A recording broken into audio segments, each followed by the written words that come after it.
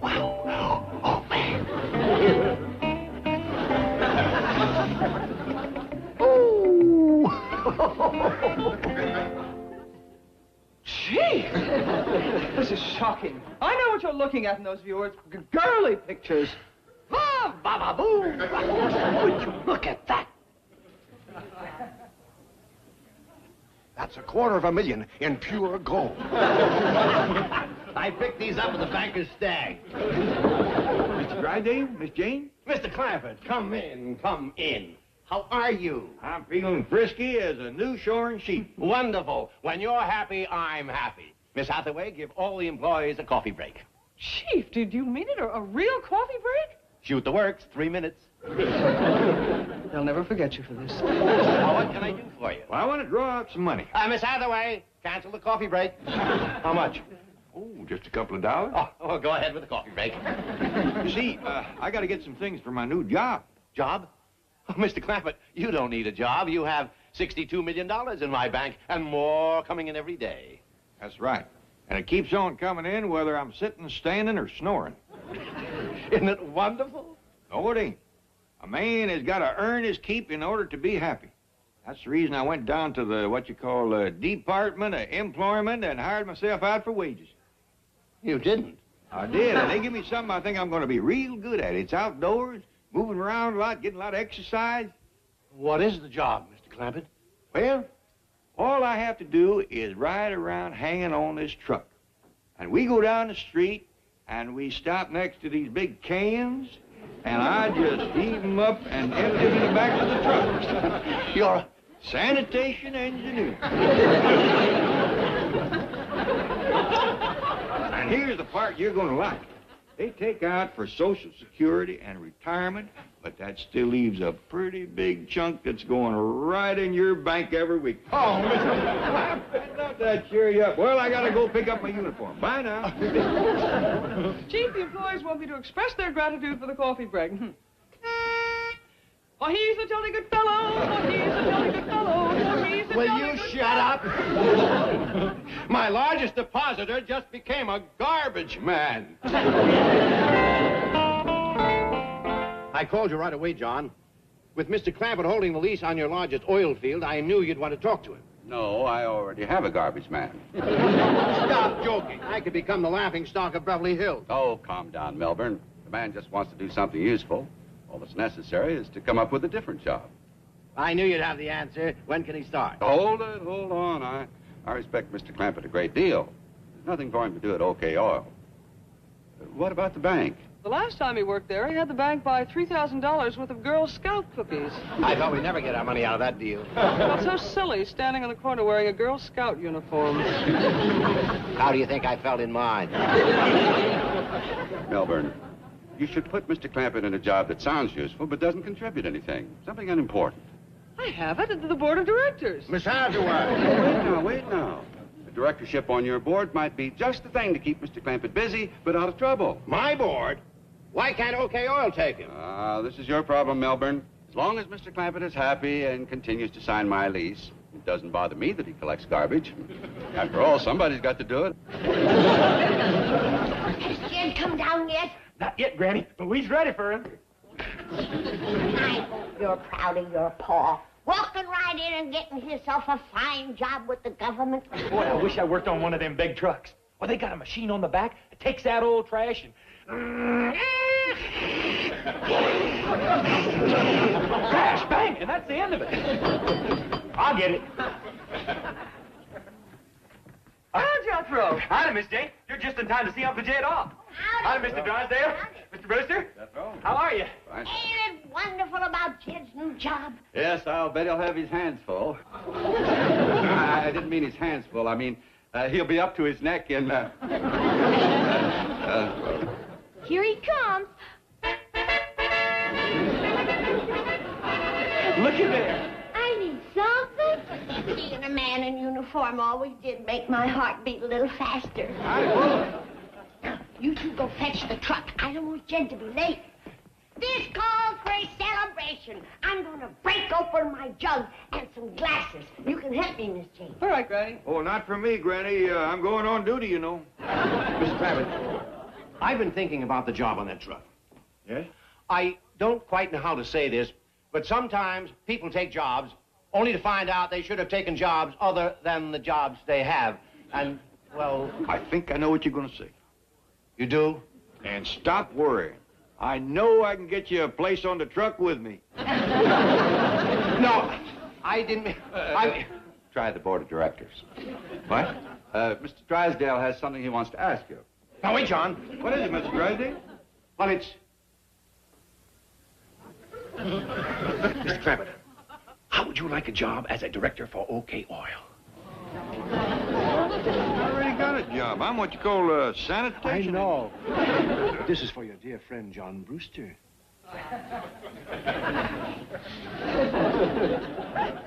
He didn't ask me. It's not easy for a man like John to come begging for help. Things that bad down to the oil company? Just say yes, please.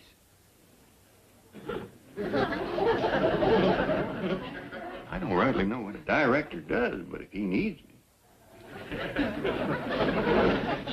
So, what's the decision? Are you on the board of directors? You betcha, Mr. Brewster. Wonderful. That's what friends is for. And just as quick as I turn in my uniform, I'm going to work for OK Oil.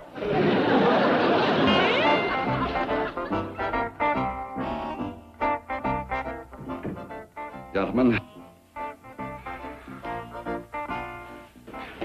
Don't worry, John. Mr. Clampett will be here any minute. That's what worries me. I've already got a new director who's on my back because of falling profits. Now you've given me Jed Clampett to shove down his throat. Just tell him Mr. Clampett owns your biggest oil field. Well, that doesn't make him director material to E.W. Bratchner. Tough, huh? They call him the Wolverine. Good morning, Mr. Bratchner. Nice having you with us. That's what you think. Morning, neighbor. Well, you're addressing me. Yes, sir. My name is Clampett. I'm here to start work, but I didn't know exactly what I'd be doing, so I brung all my tools. I don't know where you belong, man. Try down the hall. Well, thank you. I will. That's Bratchner. He flew in on the company plane an hour ago. Well, good luck, John. I'll be leaving now. Oh, no. You got me into this. Now you're going to stick around for the fireworks.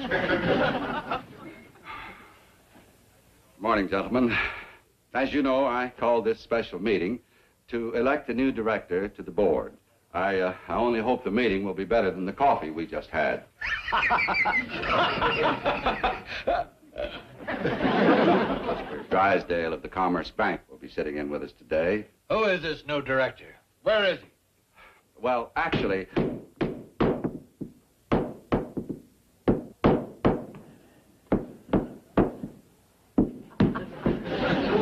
Hope the noise ain't bothering you. I seen this loose carpet in here, and I didn't want nobody to trip.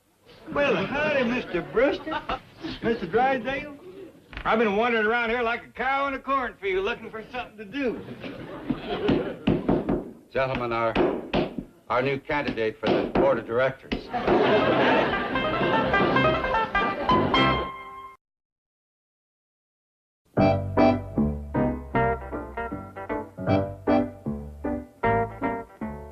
Gentlemen, by virtue of the large part Mr. Clampett has played in the success of OK Oil, I propose that he be elected to the board of directors. Here, here. May we have the vote? Just a moment. I can appreciate the fact that Mr. Clampett owns some valuable real estate. But if I may speak candidly, it does not qualify him to be a director of a multifaceted industrial complex. Mr. Clampett, would you please tell me what positions you have held in the past? Well, yesterday I was a sanitation engineer. What kind of engineer? Oh, that's working on a truck, collecting table scraps, leftovers. He's a garbage man. I'm not electing him to my board of directors. Mr. Bratchner, he has $62 million. Does? Well, any garbage man who can collect $62 million has to have something on the ball. Say, I've got something here I think you'll enjoy.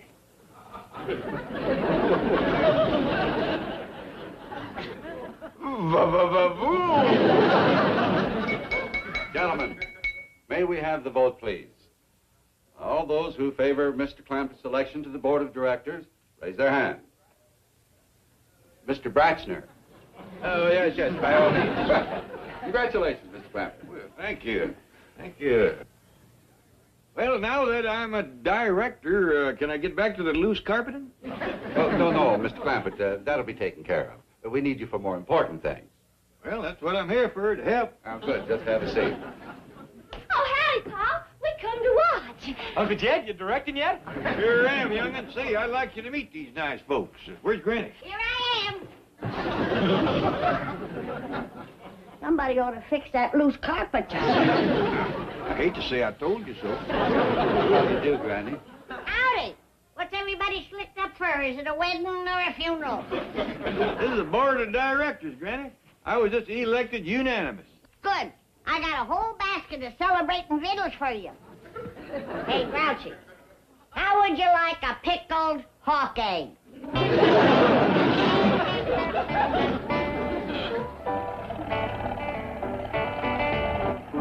Them directors must have been right upset about something. They hardly touched my victuals. I know what's bothering them, Granny. The OK Oil Company can't find no new wells. Well, don't tell them about the one in our backyard. Yeah, I plumb forgot about that. Remember when I was digging that root cellar? When I swung that old pick and pow, there was oil everywhere. Hope you ain't gonna unplug the hole, Paul. Elly, a friend's in trouble, and I'm on the board of directors now. Could be we might have to. I got the case for the time. I got the clippers. Well, Mr. Brewster or not, I was hoping that oil would give up and went away. I know just how you feel, Granny, but we got to look. Here comes the plug. It's gone.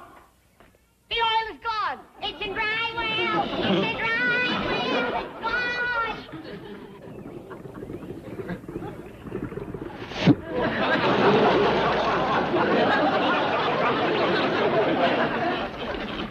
Well, there it is, another dead blasted fortune. What do you mean you can't find that leak? That pipeline's been losing 30 barrels an hour for the past 2 hours. Yes, I know, but here the line goes under the city of Beverly Hills. And it would be almost impossible to dig under the... Surprise! Surprise! Surprise! Surprise! Surprise! It's them again. Let me out of here. He's gonna steal! Mr. Brewster, we brought you a present. Your oil trouble is over. Well, this is crude. I know, but we had to put it in anything we could find. Explain more where this come from. Well, exactly where did it come from? Well, I'd rather not tell, but it's real handy. You might say right in my own backyard. Mr. Clampett, how many barrels an hour is this well of yours producing? Well, I don't know, but in a couple of minutes it'll fill up a churn, a cheese crock, a milk pail, and 3 fruit jars. Well, you live here on Crestview Drive, don't you? Yes, sir. Mr. Clampett, this is my oil. That's right. It's all yours, and we don't want no thanks for it, and if you can arrange it, no money. Well, that's very kind of you, Mr. Clampett. Hey, you better find where to empty these, Uncle Jed. Yeah, we want to fill them up again. Well, ordinarily it would go down to the refinery here in Long Beach. All right, family, grab your oil and try not to spill none.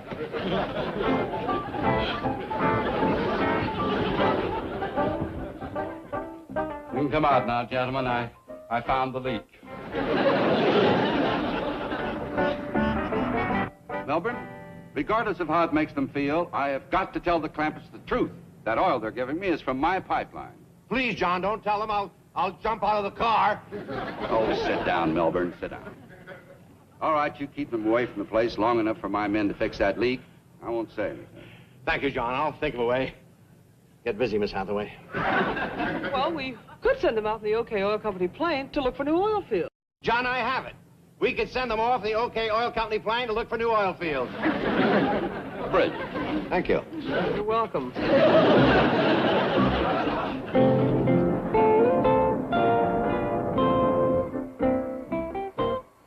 How much longer are we going to fly these VIPs around in circles?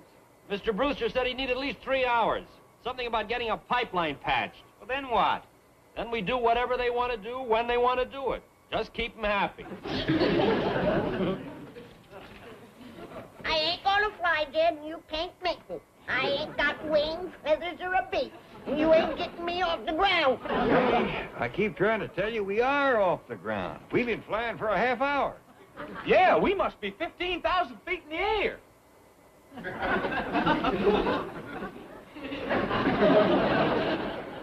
Well, he is high up. Look at that little cow down there. He ain't no bigger than an ant. Granny, that is an ant on your window.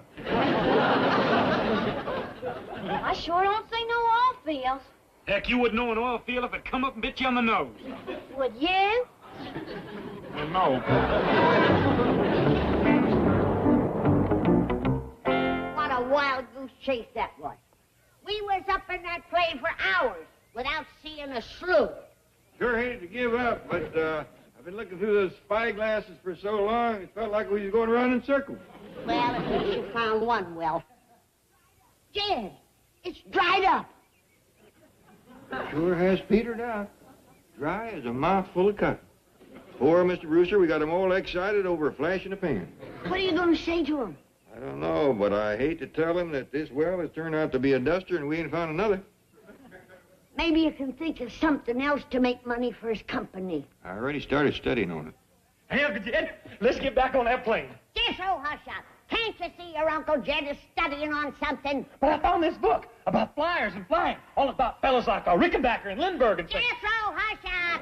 But I want to get back up there and learn how, so I can get me some paying passengers and earn me some spending money. Just so. Will you be quiet? Can't you see you're making so much noise your Uncle Jed can't think? Hush up a minute. I told him to. Not him, you. Always got the answer. I do? That whole company plane is going to waste.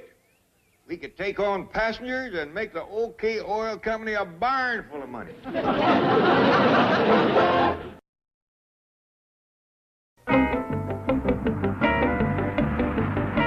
John, what's this all about? You pulled me out of a meeting. We haven't a moment to lose. It's the Clampetts.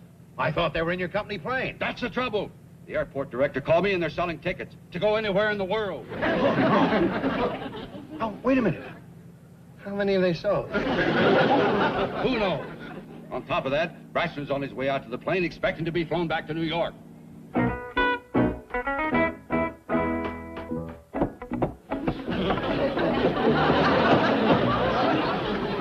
Howdy. I'll have this nailed down before you know it. Welcome aboard to OK Airlines. Just sit down anywhere. Thank you.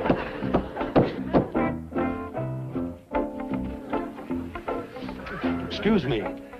We're supposed to sit on benches? Yes, sir. We can carry more folks that way.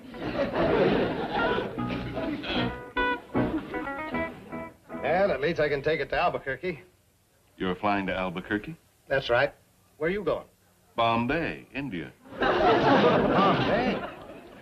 I wonder why they put us on the same plane. It's a strange route. Maybe it's one of those special tourist deals. Well, all I know is my ticket costs only $10. So did mine. $10 to India? Yeah. Round trip. They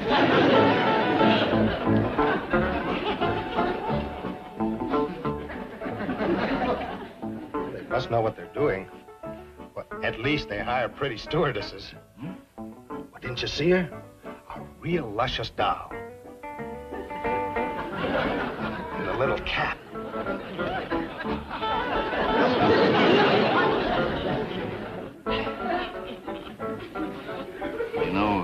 You know, Buddy, you have a strange taste in women. What's going on here? What have you done to this plane? Now listen, Grouchy. We're letting you ride free. On account of you're a director, but you gotta sit down and be quiet. What's this? This is Jed's idea. In case we hit a bump. There. That ought to hold you. That's a granny knot. I think this entire OK Oil Company is a commie plot. He's going to take off. Is these all the tickets you sold, Elly? Right so. Well, it'll take us a little while before we get known. But in the meantime, we got to be on schedule. Say, are you the pilot of this thing? No, I'm the co-pilot. One of the VIPs who thought of this. offered to sit in for me. Yeah. What kind of a flyer is he? Strange. Real strange. This here's your co-captain, Jethro Bodine. We's taking off for New York, Albuquerque, and Bombay, Indians. We's gonna be flying at an altitude of about, real high anyway. Hope you enjoy your flight. Oh, yeah.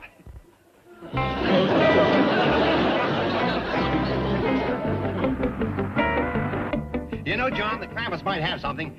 That plane holds, what, 10 or so comfortably at $300 a shot? Oh, we could make a fortune. John? What's the matter, John? That's the OK Oil Company. Airplane.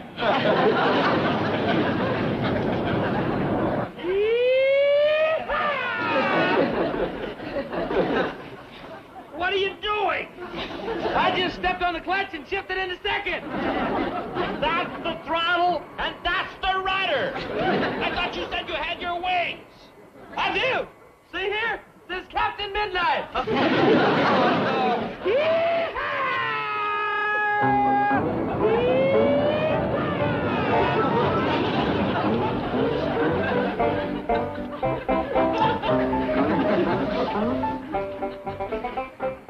Those ropes were sure a good idea, Jed. Yeah, well, this might be a good time to offer up the free drinks. All right, passengers, we is going to serve you free drinks. Now you got your choice of coffee, tea, buttermilk, or hot mouth.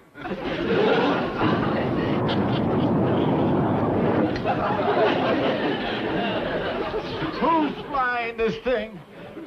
I think you all better have hot mouth. I want to turn back. Me too. I think we better spring our special bonus attraction. Right.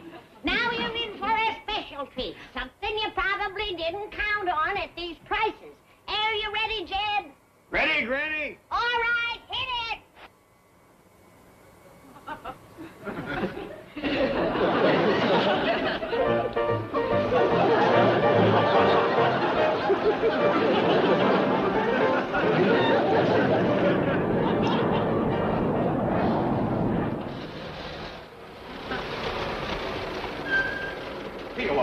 We've been out of our minds. Are you all right? Sure. For some reason, the fellow was going to Bombay, decided to get off at Albuquerque. Oh, what about Mr. Brassner? Did you land him in New York? Nope.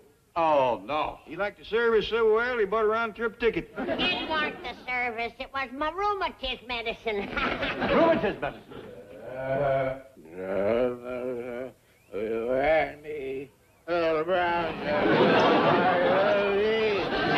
Braxton. Oh. It's good to be back in New York, gentlemen. A fine flight. Oh, take a peek at this, buddy. How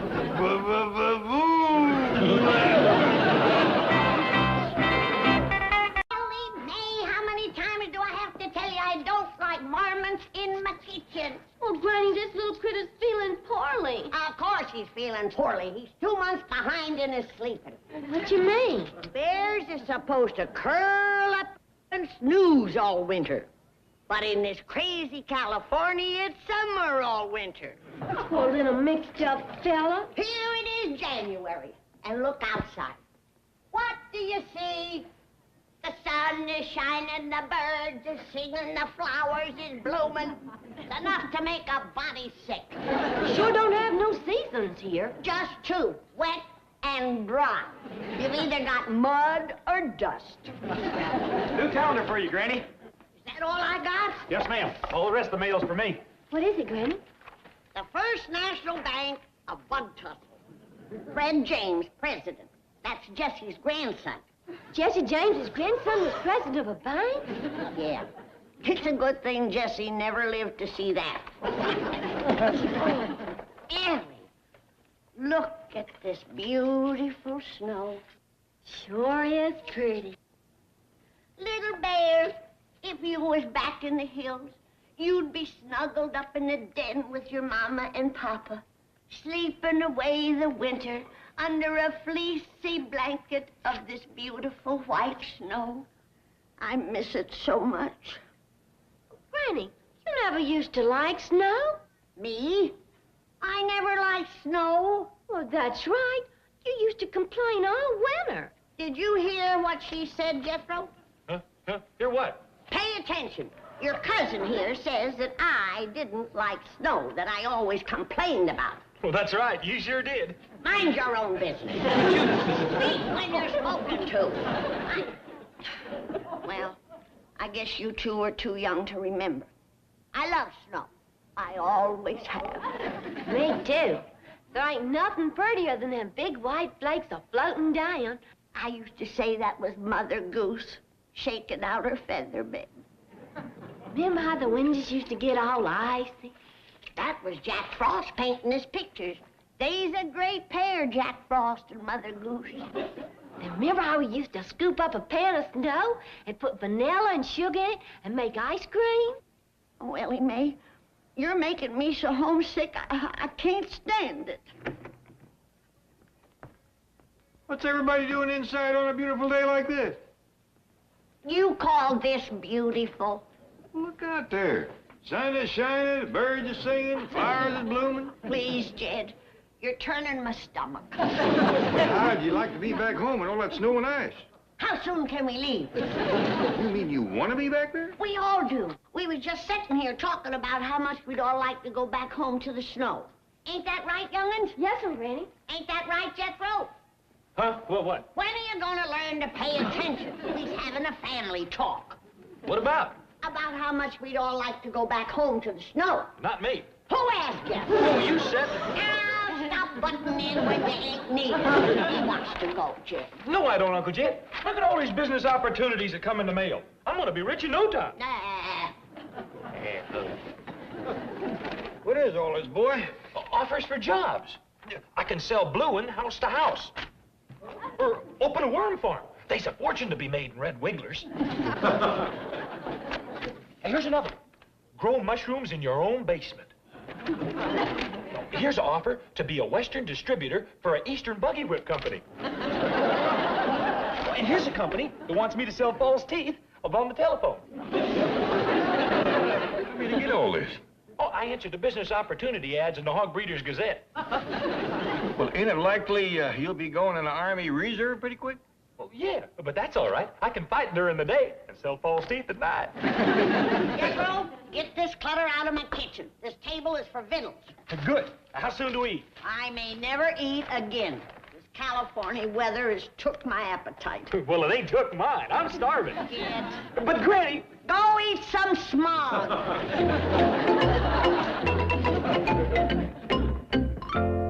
You may have just solved one of the biggest problems out here, Granny. If he can trap that stuff on a plate, he might just get rid of it. No mood for a joke, Jed. I'm homesick for snow so bad that I could jump in a hole and pull the hole in after me. What is all this sudden hankering you got for snow? You used to hate it. Me? I hated snow. You hated snow so bad you used to bring the cow in the kitchen to milk her. I did that for her, not me. She couldn't stand cold hands. You couldn't stand cold anything. Why, the first little frost you used to say it was so cold the wolves was eating the sheep just for the wool. I never said that. This sun out here has fried your brain, just like it's ruined my beautiful hair. The sun ruined it? Bleached it gray. Why, back home it was as black as a raven's wing. Washed in snow water, kept it soft as milkweed.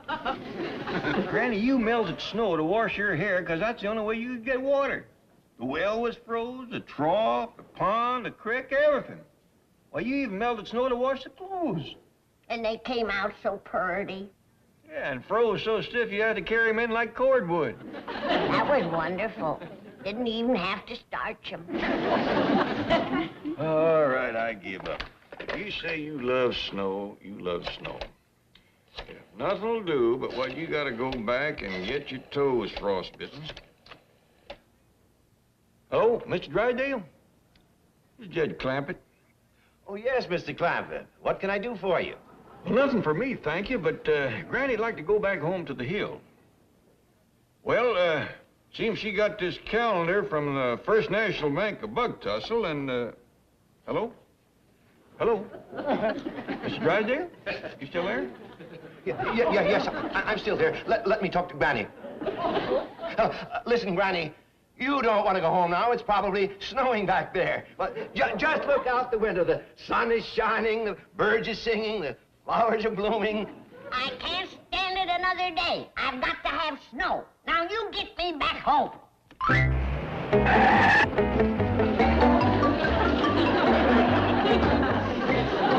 Chief, listen to reason. For the last time, I'm telling you this crazy scheme will never work. Will you swear to that? This crazy scheme will never work. No, I mean swear that this is the last time you'll tell me. Now, just remember, this tape recorder is a radio. And while Granny's listening to the special weather report, you turn the air conditioning system down as low as it'll go. They'll freeze tonight. What do you expect with 3 feet of snow? Well, come in. Come in. Thank you, Granny. Did you bring my tickets to Bug Tussle? Yes, Granny, but I hope you're packed. You'll have to leave within 15 minutes. How come? All travel has been canceled because of the big blizzard. What blizzard? You mean you haven't heard? Oh, of course not. I forgot. You don't have a shortwave radio. You see, news about emergencies is always broadcast on a special wavelength so the population doesn't panic. Now, just a few civic leaders have these. Mayors, councilmen, bank presidents. Oh. Miss Hathaway, will you turn the furnace control up as high as it can go? We don't want the Clampetts to freeze in their sleep tonight. Freeze? In Beverly Hills? Quickly, quickly. Attention, all civic leaders. Repeating the special weather bulletin. A blizzard is moving into Beverly Hills. 3 feet of snow is predicted with drifts reaching as high as 6 to 8 feet. We're gonna be snowbound. The storm is expected to center around Crestview Drive. That's our street. If you live in that area, do not leave your homes. Hungry wolves have been seen coming down out of the hills. That's a sure sign of a blizzard. All set, Chief. Good. Let's get out of here before the snow starts and the wolves pin us down. Yeah, and hurry. Thank you for the warning, Mr. Civic Leader. Oh, I probably saved your life. What's the matter, Miss Jane? Well, the cold weather always aggravates her rheumatism. Oh, I'll fetch him a jug. No thanks, Granny. We barely have time to make it to the rent-a-sled agency.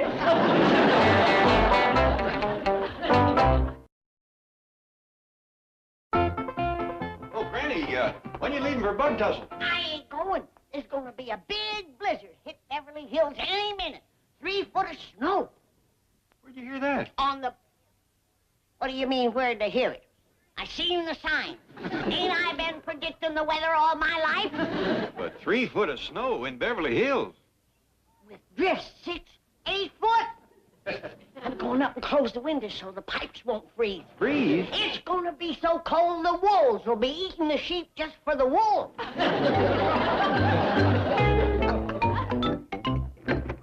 Excuse me, Chief. Mr. Chapman's calling from the movie studio. He wants to talk to you before you send those snow machines up to the Clampett mansion. Okay. Chief, before you take this last crazy step in this mad scheme of yours, will you stop and think what can happen if something goes wrong? That's your problem. Why mine? Because if it goes wrong, I'll blame the whole thing on you. Hello, Larry. Yes, of course I want the best quality snow. This is Beverly Hills. 3 feet will cost how much? No, look, I want plastic, not platinum. All right, make it 3 inches. Yes. Now, we'll keep them inside the house with wind machines and wolves. Yes, I want a wolf outside every door. No, Larry, not your nephew. I want the kind of wolf with big teeth, pointy ears, long hair. Larry, I don't care if he does still qualify. I want the kind of wolf that howls. Larry, 4-footed wolves. Now, you get up there after dark because the Clampetts go to bed early. All right, goodbye. Now, you did set the air conditioning up as cold as it can go? Yes, and I hate myself for doing it. They don't even know they've got air conditioning. They'll freeze tonight. No, they won't. At the crucial moment, we will mush to their rescue. Me? Mush? Don't you want to share in the glory? No. You want me to fight the wind and snow alone? Yes. Okay, I'll do it. All you have to do is fight the wolves.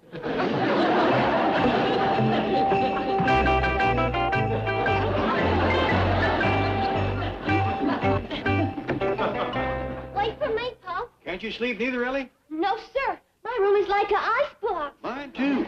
I wonder wonder, can we turn the furnace up any hotter? I don't think so. When I was putting my critters down in the cellar, them big old machines was just going full blast. Gotta give Granny credit. She sure called to turn on this weather. Of course I did.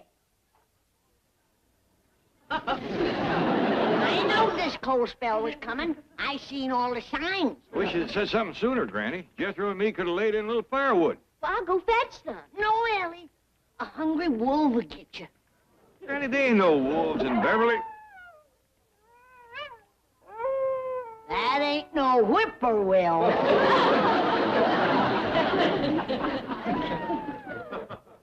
That doggies there's a wolf out there.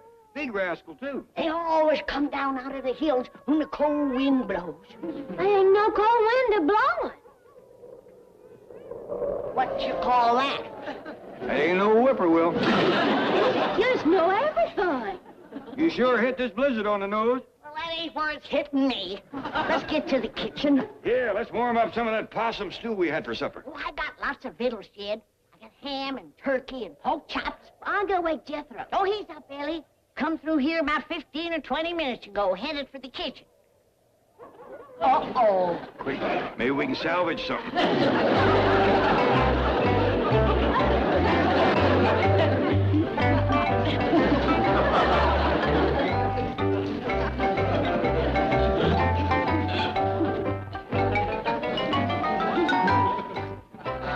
He's too late. He's already asleep in it all. Buzzard boy has struck. He didn't even leave no gristle. A locust would starve around that boy. What's that on his mouth?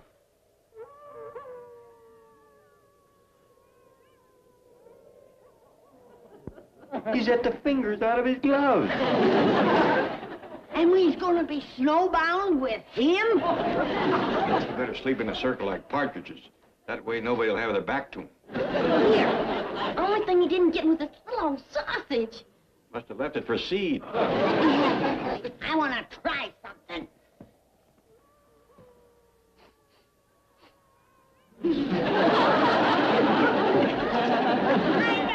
I always knowed it. He eats in his sleep. His stomach might doze off, but that's a 24-hour mouth.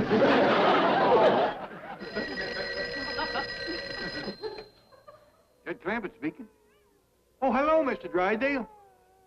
Well, he ain't doing so good. Jethro's ate all the victuals, and with him inside and the wolves outside, we is twixt a rock and a hard place. Well, that's mighty brave of you, but... well, all right. I sure do thank you. Mr. Drysdale says he's fetching over some victuals and nothing can stop him. He's coming. We saved. We saved. Look who's coming, too. Hurry, Mr. Drysdale. Mighty Mouse is awake. Mush! On King! On Pierre! On White Fang! What's that, Muglock? You crack that whip one more time, and I am going to give you a neckful of white fangs. Always one complainer in the pack. You're wearing 3 layers of fur. That's another thing. It's 85 degrees out here. Wait till we get inside. It should be down to 30 in there. Now, don't forget our deal. You have my word. You help me put this over, and you'll be rolling in dough. So, Chief, there's a wolf. Oh, relax. Stop. But I see others out there. They're all stopped. What about the house? Sound effect record. Okay, boys, start the wind machine. Now, you go inside and tell the Clampetts I'm fighting a rear guard action against the wolves. I'll make my entrance in a minute.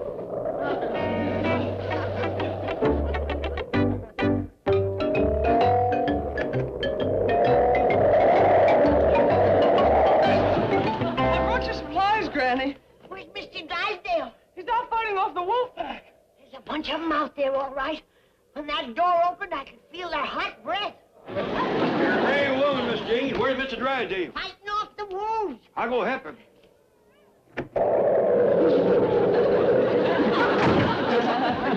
Have no fear. Milburn of the Mounties is here.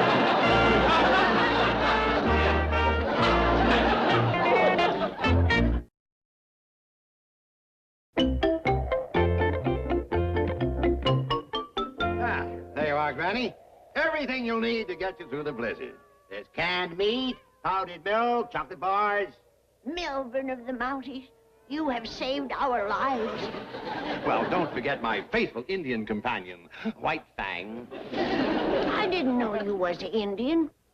Yes, I am temporarily a member of the famous northern tribe that always helps the Mounties. Yes, she's a schnook. That's Chinook. Can I put these in the fireplace? Oh, yes, of course. We's out of firewood, and I've never been so cold in my whole life. Now, don't worry, Granny. By tomorrow morning, the blizzard will be over. Good. These Beverly Hills winters is short, but days killers. Just how do you plan to get rid of the plastic snow? The studio has machines for that. I hope they send a snowplow in the morning so we can get out of here. Oh, no, Granny. Snowplows are for peasants. Here in Beverly Hills, they vacuum the snow. Wouldn't you know it? Now, you turn in and leave everything to us. Yes, Mr. Clampetts already gone up to bed. No, ma'am, Miss Jane. I just went up to get into my clothes so I could fetch in some firewood. No, Jed. Have you forgotten about the hungry wolves out there? Well, I figure if these two city folks got past them, I sure can. Well, you see, we got through because wolves are frightened of Indians. Indians? Yeah, Jed. It turns out that Miss Jane is a schnook. That's, Chinook. Yes. Well, anyway, I wouldn't risk going outside. Those wolves are vicious. They'll tear you to pieces. They'll... Oh, no. Hi, everybody. Look here. Elly, don't bring that man-eating varmint in here. He's vicious. He'll tear us to pieces. No, he won't, Granny. I've been watching him, and he ain't moved for better than an hour. Felt sorry for him, so I fetched him in. Shall I warm up the getaway sled? No wonder he ain't moved. It's so cold, the poor devil froze stiff in mid-howl. You think he's froze? Of course. Look at them glassy eyes. You're right, Granny, but we sure can't let him thaw out in here. I'll get rid of him. Mr. Drysdale, let me take a look at that critter. Granny? This wolf is stuffed. With who? Who ain't here? Jethro! He done it, my baby! Don't worry, Mr. Clampett. He didn't eat Jethro. Mr. Drysdale, what's going on around here? What do you mean? Stuffed critters, snow that don't melt. That's wolf dandruff. It's very contagious. I'll take him out and get rid of him. Mr. Drysdale, you want to tell me? Well, I might as well admit it. This whole visit's a phony. The snow is plastic, the wolf's stuffed, the wind comes from a machine. The whole thing was dreamed up to keep Granny from going back to the hills, and it's my fault. Gee. I never should have let her talk me into it. Gee! You mean, this whole thing was Miss Jane's idea? 100%. She dreamed up the whole idea. Jane?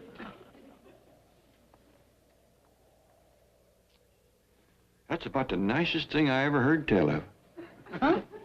Going to all that trouble just to make Granny happy. Thank you. Now, wait a minute. It wasn't all her idea. Oh, that's true, Mr. Clampett. It was his idea to turn the air conditioning down so it would be cold in the house. The only part I didn't like. Welcome to the tribe, Schnook. That's Chinook. The problem now is to keep Granny from finding out she's been fooled. Well, one thing is sure, we can't let her go outside. It's 85 out there. I think I got it. Mr. Drysdale, you lay down on a sofa.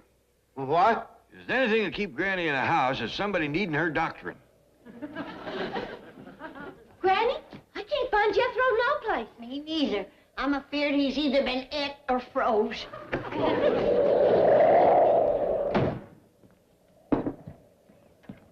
Where you been, Jethro? Huh? I say, where you been? I'm getting me some snow. I'm gonna have me some snow ice cream. Only it's so cold the wolves is freezing. Now you get to bed. You're burning up with a fever. That ain't fever. It's hot outside. The thaw has set in. I'd best quick get me a pan of snow to wash my hair. How is it, Jethro? Pretty good. That ain't very cold, but it's got more body than snow back home. Let me taste it. No, you go get your own snow. I'll bring you some, Elly. Wait a minute, Granny, where you going? Out to get some snow to melt from my hair. I'll do that. You better take care of Mr. Drysdale. He's laying in the parlor awful sick. What seems to be the trouble? Oh, sore throat, fever. He needs you bad. Poor man, he got that from helping us. I'll need this, Jethro. What for? Snow ice cream is the best thing in the world for fever and sore throat. How's that, Mr. Drysdale? It's kind of chewy, but not bad. What is it? That's snow ice cream. Snow ice cream? You mean the kind that's falling outside? That's right. Nice and fresh. Swallow it, Mr. Drysdale. Let's get out of here! Wait! I'll make you some more. Just bring it in another pan. I never did see snow ice cream work so fast. Quick! Grab those traces and get me to a hospital! Just a minute, Chief. When do I start rolling in dough? The first thing tomorrow morning. Is that a promise? You'll be knee-deep in the stuff. I repossessed a bakery. Oh, that Charlie. Push! On Pierre! On King! On Doughboy! Push! Watch it, white fang! A blizzard sure brings out the brotherhood in man. What a sight. A royal mountie pulling a schnook.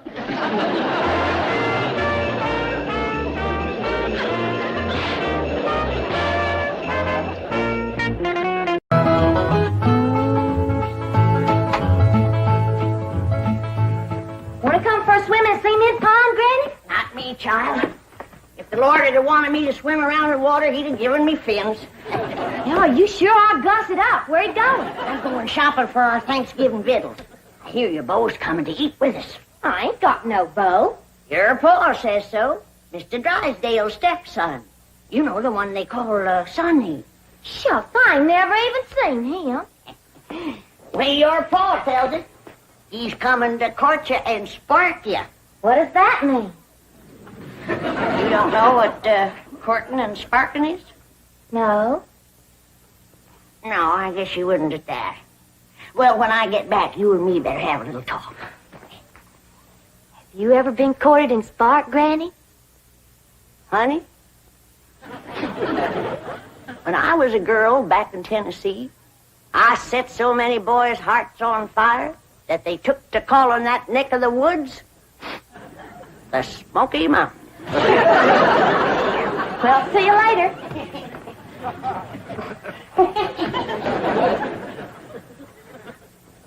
Daisy, you old heartbreaker.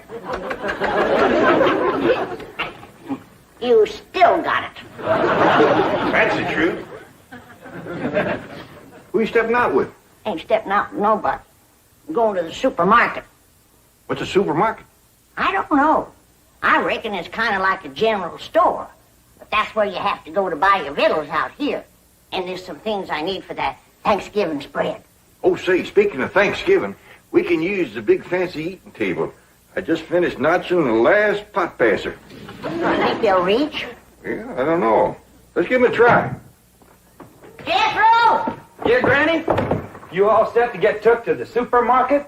No, not yet. Fetch me a pot to the fancy eating room. Yes, sir.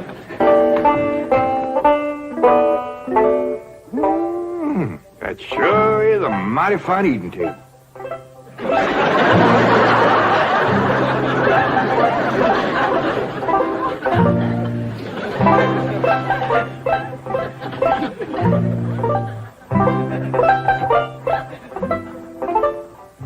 Jethro's fetching a pot. Granny, you gotta admit, folks built this table sure knowed what they was doing. It is built solid. It is that. You could set a half-dozen turkey gobblers on there and never sag it a bit. This here is a dandy idea, especially if you got young ones at the table. The plates won't slip off on the floor. Yeah, I've sure scrubbed up a mess of pone and sorghum. Bet nobody ever scrubbed up none from this floor. There's been plenty spilled on the table, though. Sorghum? Something sticky. I can't get that green tablecloth off there. Save me. Stuck on me? I can't imagine anybody to lay a clean tablecloth on a sticky table. Yeah, Granny, I reckon old women ain't as spick and span as you are when it comes to keeping house. Here you are, Granny. Set it in the middle of the table so we'll see if these pot passers reach.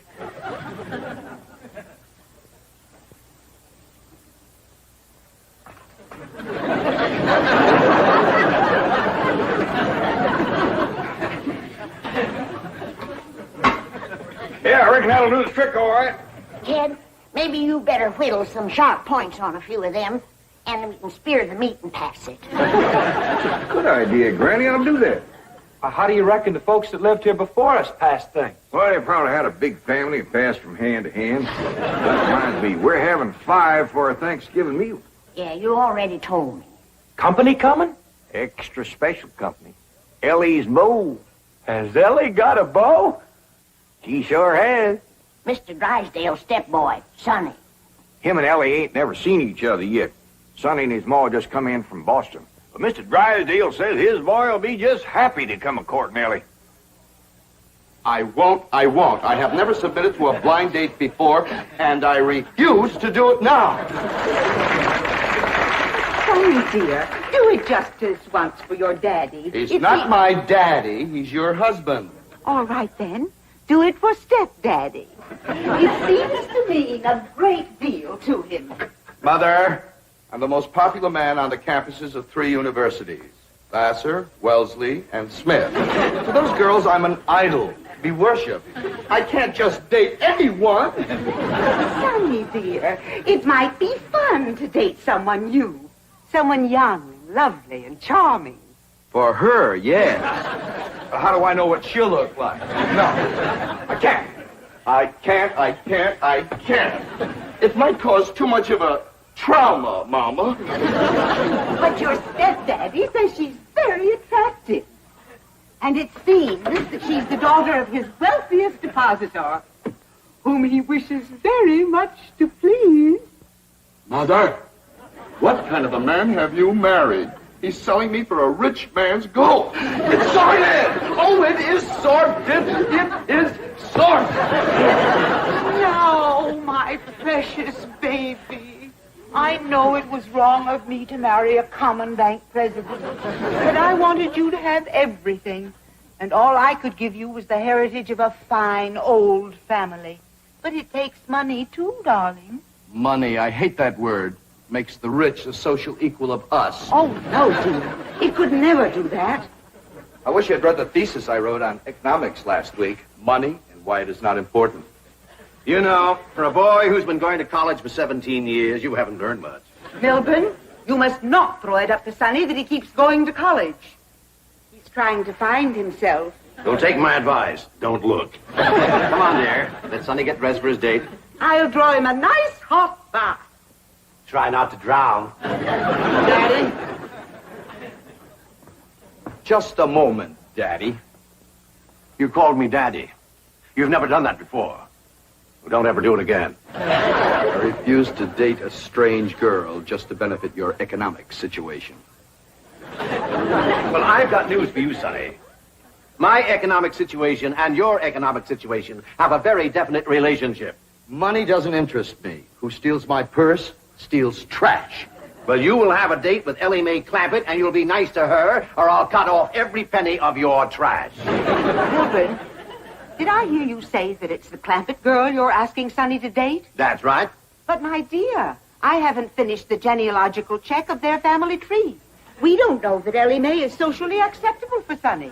Good heavens. Now, you listen to me, Sonny. Jed Clampett is thrilled at the prospect of his daughter having a date with you. A city boy, educated, refined. To him, you're a knight in shining armor, a handsome Prince Charming. He thinks you're the greatest thing that could ever happen to his daughter. Mr. Clampett sounds like a very intelligent man. Dear, I've heard the most disturbing reports about the Clampetts. I understand they're no better than peasants. Good heavens, a date with a girl like that is unthinkable. Now, Margaret, I hesitate to assert my authority. But unless I have assurance that my wishes will be carried out, I'm afraid I will have to... Mother! Dad! Who is that? Who is she? Who is what, dear? That divine creature by the pool next door.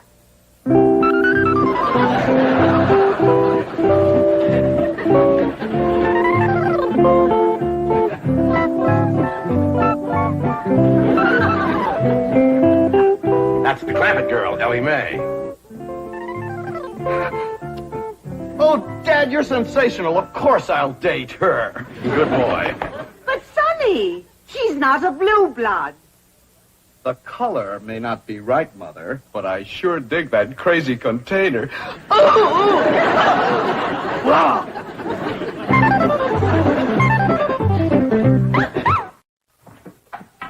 Howdy, Paul. What you doing? Oh, I'm fixing some turkey stickers for a company meal.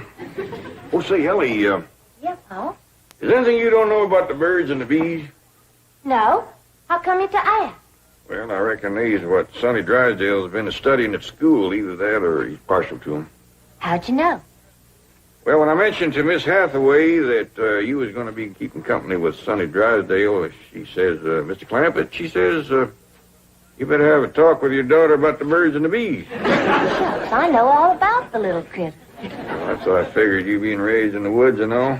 But I didn't let on to Miss Hathaway. I know she's just trying to be helpful. Granny says she's going to have a talk with me about courting and sparking. She is.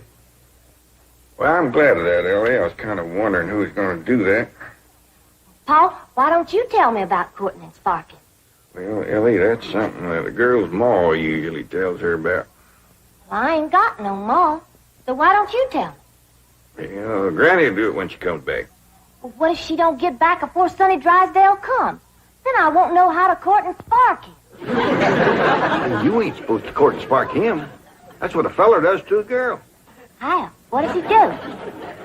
Well, he gets himself all slicked up, shaves real close, shines his shoes, puts on a stiff collar and a clean shirt, and he goes to calling on the girl, toting a nice big store-bought box of candy. Hot diggity dog, I'm gonna like courting and sparking. It's only the courting part. I ain't got to the sparking yet. What's that like, Paul? Well, she invites him to come in the parlor and sit. And they usually sit on the sofa or something, him on one end, her on the other. Yeah? Well, then he goes to carefully, little at a time, scooching down to where he's within reaching distance of the girl. Sonny Drysdale gonna do that to me? He might. And when he does, that's when a girl has got to be careful. Don't you worry, Paul. If that rascal goes to reaching for my candy, I'll knock him clean off of that sofa. Sonny, are you decent? Not me. Devil. Come in. Sonny, you're beautiful. Mother! Girls are beautiful. Boys are handsome. Dashing. Debonair. You're right. I'm beautiful. Well, I just spoke to Jed Clampett. He's expecting you to call this afternoon. Maybe take Elly Mae for a drive. And tomorrow, they're expecting you for Thanksgiving dinner. 2 days? Gee, stepdad, no girl has ever been exposed to me for 2 consecutive days. What? Well, it may be unleashing forces too powerful to control. What if the Clampett girl gets serious about Sonny? Well, we'll celebrate with the finest champagne money can buy. Oh, no, my baby's not ready for marriage. Margaret, he's 35 years old. I am not. I was a leap year baby. Now, I don't know this nonsense. Now, you climb into that expensive sports car I bought you and go calling on that girl, or so help me out. Milburn, please. Sonny has never been exposed to violence. Even when he was born, I gave the doctor strict orders that he was not to be spanked. Well, it's not too late to start. Now, are you going or aren't? I'm going. I am going. You want me to go along? No, Mother, dear.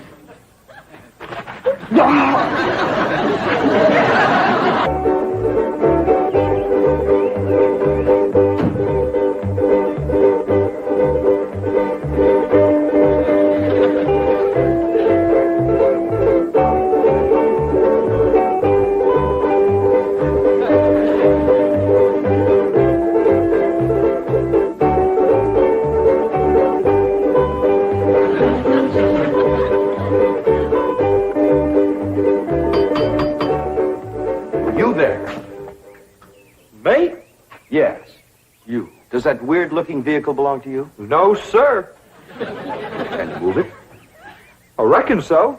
Please do. It completely spoils the effect of my imported 190. What should I do with it? Oh, I don't care. Just get it out of sight. Hide it somewhere. Yes, sir. Sonny Drysdale to see Miss Clampett. Oh, come in, come in.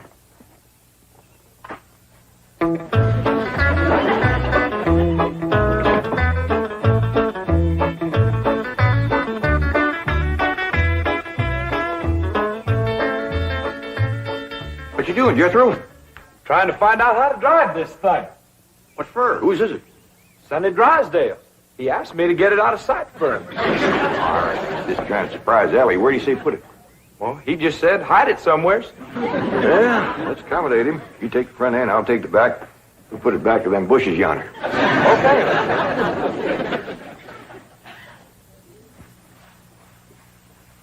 Is he towing a box of candy, Granny? He sure is, honey. All tied up with ribbon. Oh, Elly. Child, you are just beautiful. Shall I sprinkle some vanilla extract on you? Becca? No, I better not. Sometimes that drives them wild. I didn't get to talk to you about courting and sparking. Oh, that's all right, Granny. Pa told me. Oh, all right, now you follow me. Don't be nervous.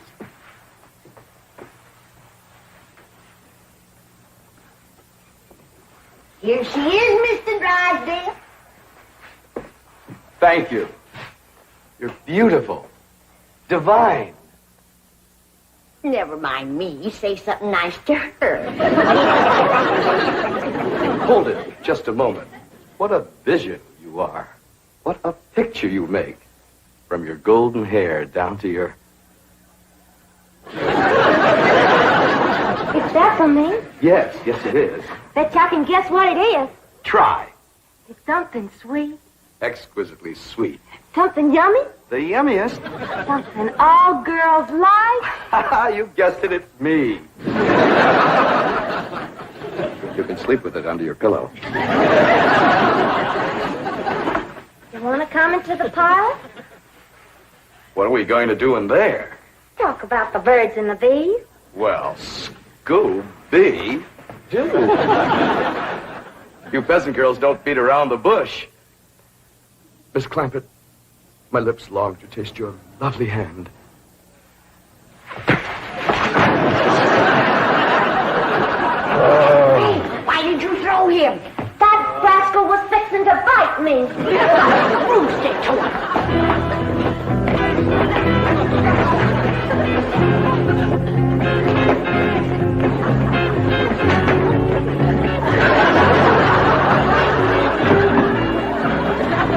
My car, where is it? Oh, it did good, ain't it? Ain't nobody can find where we put it.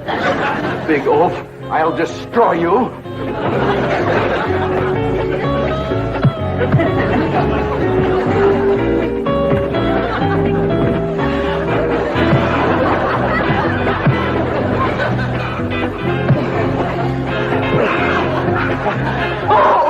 Oh, Mother! Mother! Who's that? Sonny Drysdale. Mother!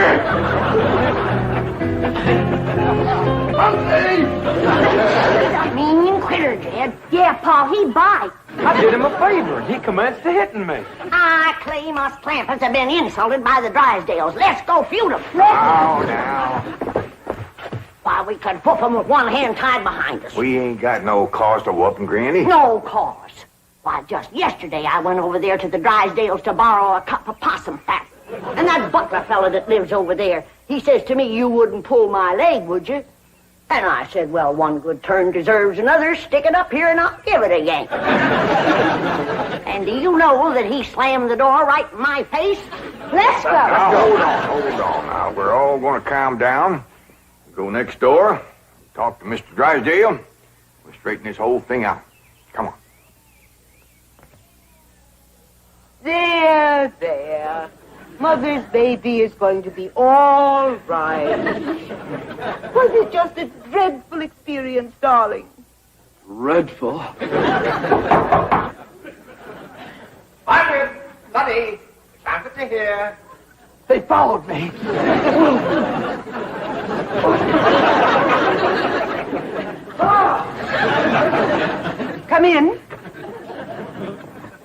Where's Sonny? Here I am. Well, we've straightened out the misunderstanding, and now these people have something they want to say. Yes, Sonny, I reckon this is all my fault. I'm sorry I wasn't to the door like a proper paw had ought to been. I'm sorry I throwed you, Sonny. And I sure do thank you for that nice picture you gave me. And I'm sorry you hurt your hand hitting me, Sonny. And me and Jethro was sorry that we hid the automobile. We towed it back over and set it down in front of your house.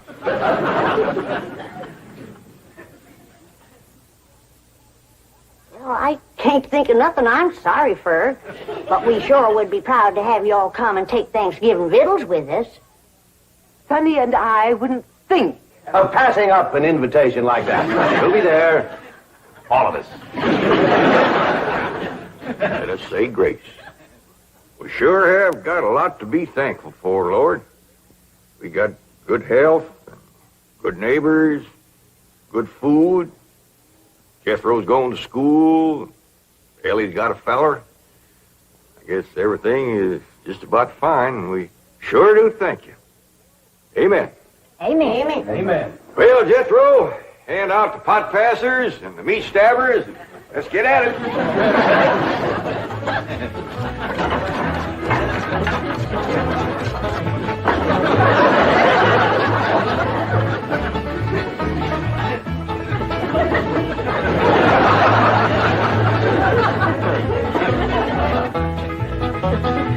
Debbie's on drumstick.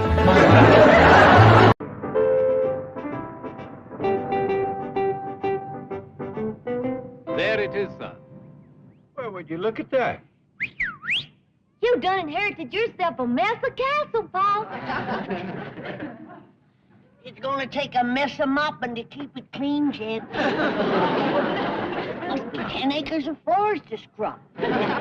You are the royal granny. You can command oath to do that work.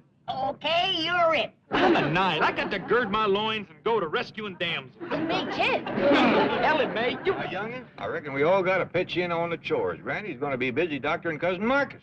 But, sire, that castle's likely swarming with Saxon dogs. Oh? Yeah, that's what us ruling class calls servants.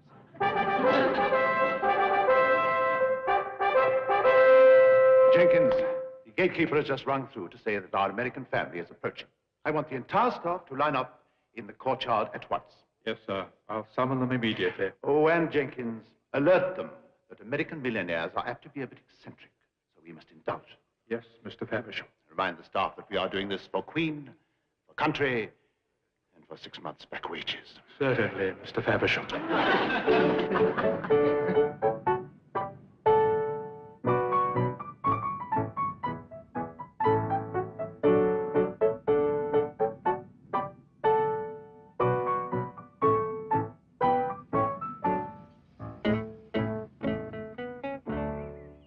What do you think, Granny? It'll look much better after we've whitewashed it. Whitewashed it? Jethro, you help Mr. Bradshaw with the bag.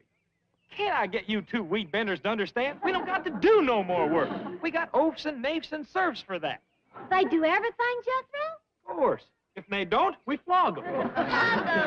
Hush that kind of talk, boy. But royal folks is always flogging serfs.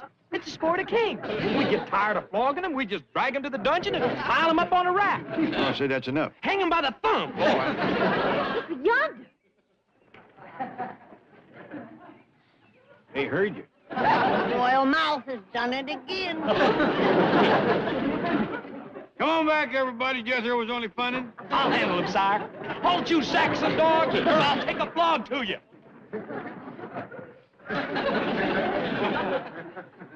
See how they come to heel when a royal talk?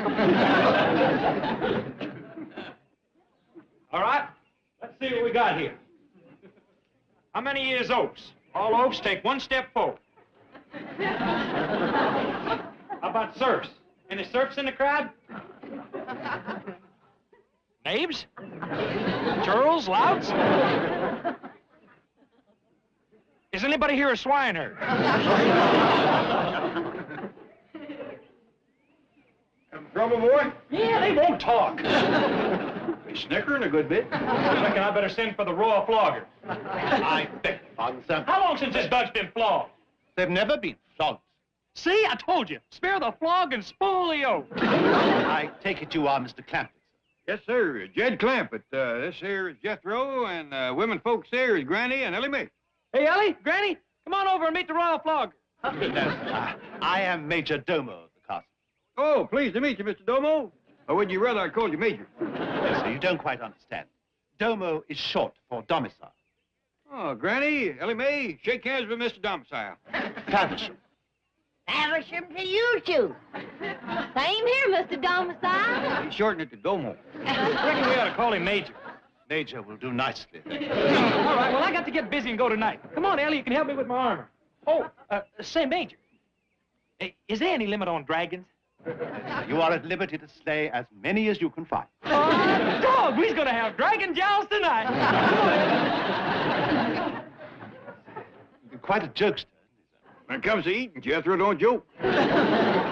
You haven't met the staff, have you? Faversham, everybody. Faversham. Nice-looking folks. Yes, well, at the present moment, sir, they're only at about half strength. Oh, well, let's not keep standing on their feet. Want a castle? Sit down, everybody. I'll tonic you later. Granny will have them up to snuff in no time. She's a fine doctor. Oh, Jed, I almost forgot. I'm here as a doctor, your cousin. Oh, can't slip my mind, too. I'll fetch your bag. How is Cousin Marcus? Are you by any chance referring to the late Marquis? Yeah, but I think you folks ought to stop calling him that. He can't help it if he's late. Poor man, laying up there sick and no doctor. But I'll cure him. I'm afraid you're too late. What you mean? He was taken by general peritonitis last month. Oh. Well, I'll tell Jed. Then it's all right if I leave for London, sir. Sure, sure. I'm glad to hear Mr. Drysdale coming in. Here's your bag. Jed, I'm too late to help your Cousin Marcus. What you mean? They brung in an army doctor, General Peritonitis. Probably a friend of the Major. Well, I'm going to look in on him anyway. I don't trust them army doctors. They're too fast with the saw.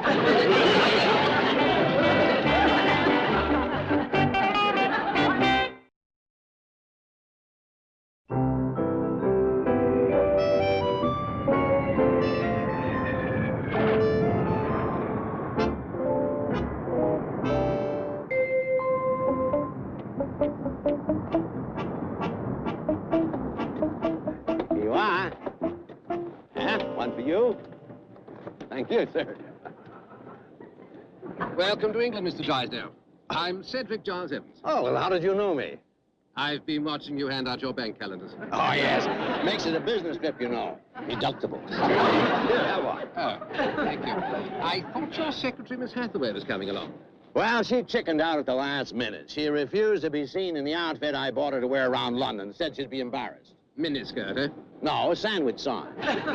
Oh, it would have been great for your tourist trade. It said, spend your money freely, Yank. Borrow more at the Commerce Bank. Pity she backed out. I brought it along. See, you don't suppose I could get one of those guards at Buckingham Palace? No, definitely no. Well, it was just a thought. Well, how's England been treating my hillbillies? I'd say very well. How they're treating England is, of course, another matter. In trouble? That's a pretty good word for it. Disaster is another. To begin with, customs impounded Gary's medical supplies. Don't tell me she's been trying to practice medicine here in England. The first patient is the late Marquis.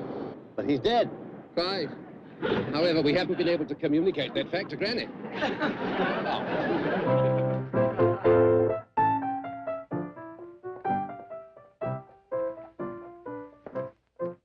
Now, see here, Teddy.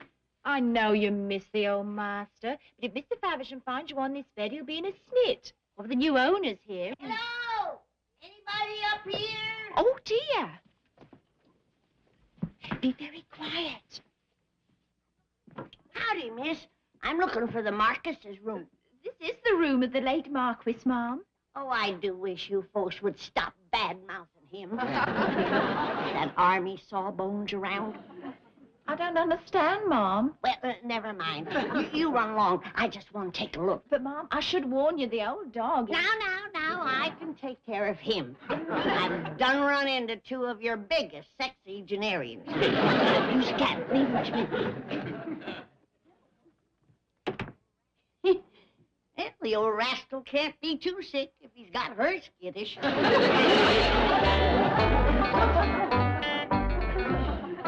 Cousin Marcus, I'm Jed's kin from across the water.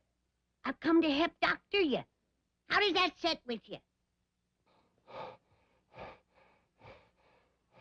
Now, none of that. You got to think of me as a doctor, not as a beautiful woman. All right. I ain't gonna open the drapes. It'll just give you high blood. From your breathing, I best check your pulse. Now, give me your hand. But don't get grabby now.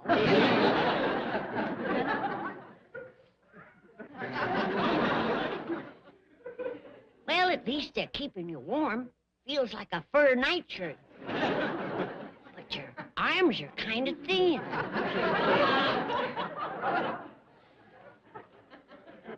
And them nails needs trimming something off. Let's see if you got a fever. They've let your hair grow down over your eyes. Heaven knows how long since you've had a shave. I never did see the likes. Treating sick folks like this. It's terrible. It's terrible. Marcus, you're at death's door.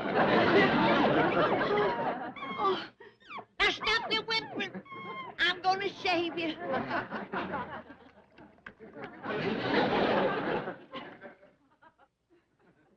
Poor devil is so grateful. He licked my hand. He's killing you, cousin!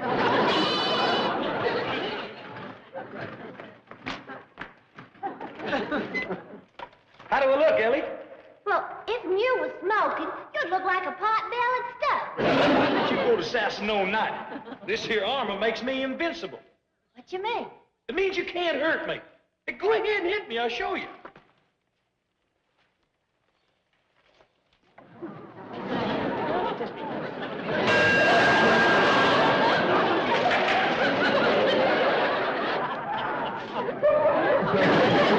Oh, man.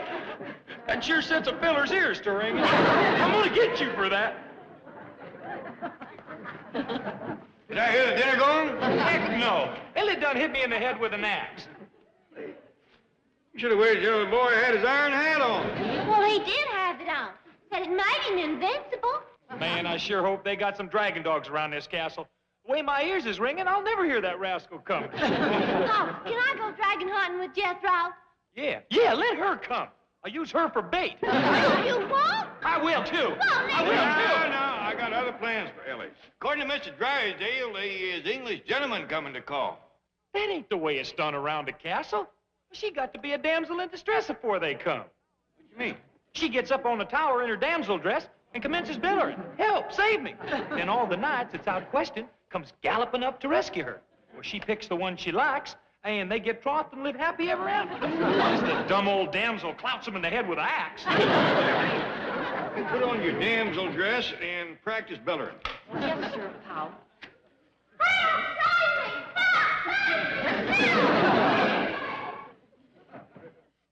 I think I'll put an edge on this and split some kindling. We got a lot of fireplaces in this castle. Oh, please, I mean, prithee, sire, don't do that.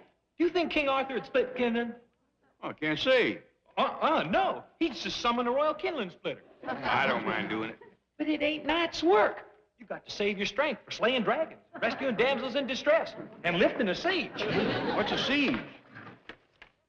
I don't know, but they's heavy.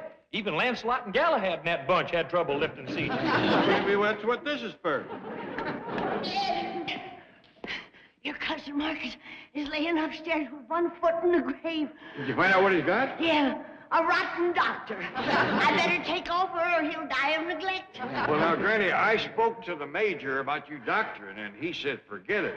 They got something here called socialized medicine. Yeah. Cousin Marcus needs medicine, and the doctor's out socializing. Hey, he's alive! Pietro! Well, what's he doing in that tin suit steering boat? There's no two ways about it. I got to get me a dragon dog. I can't hear nothing. Granny, I'd best get this invincible night off dragon hunting before you women kill him. But, Dad, what about Cousin Marcus? He's got to be saved. If you want to save him, keep him away from her. You're the next kid, Jed. Tell me I can take the case before it's too late. All right, Granny. Hang on, Marcus. I'm coming. I never know how he's gonna save you.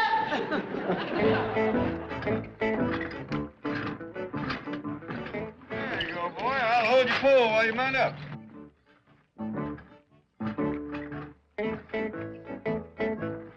If you run across any other night, be sure and tell them about your cousin Elly.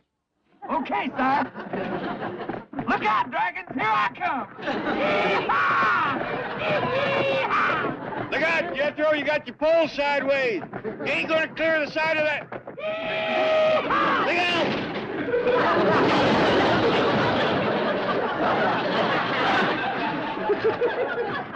I told you I needed a dog.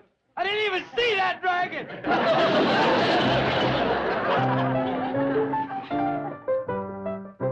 I'm put near there, Marcus. Don't give up. No case is too hopeless for me. Many's the time I've snatched folks back from the valley of the shadow, and I'm gonna do the same for you. No! Dad, the dog is done at your cousin. I'm making you money snatcher. Get him off, Dad! Murder! Murder!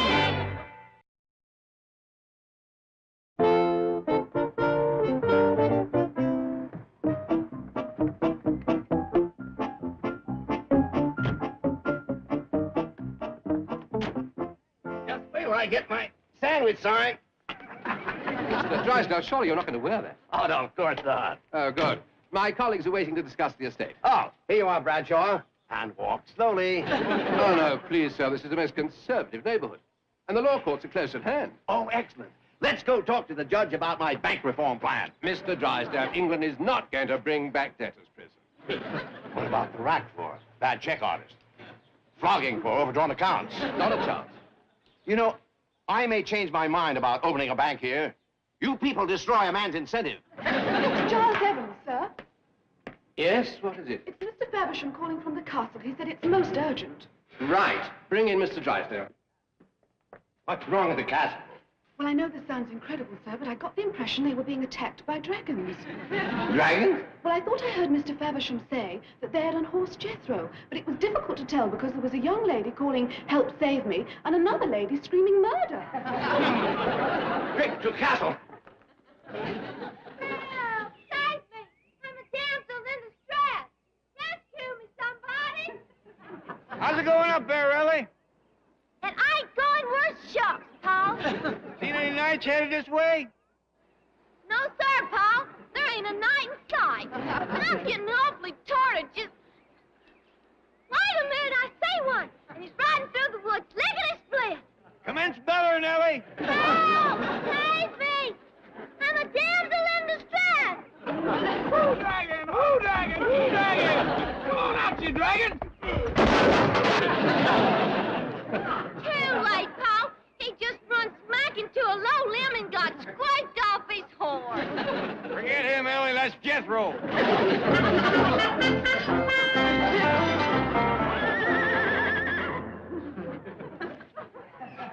Come on now, don't laugh. I ain't never been dragon hunting before. How was I to know them sneaky rascals sits up in trees laying for you?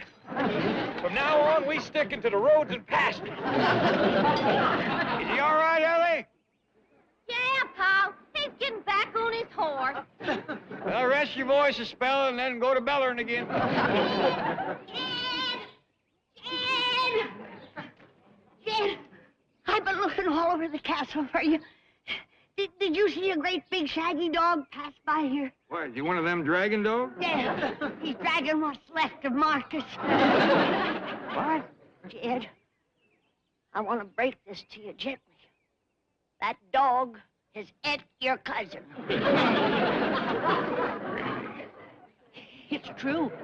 Grant, there wasn't much left of him, but it's a terrible way to go.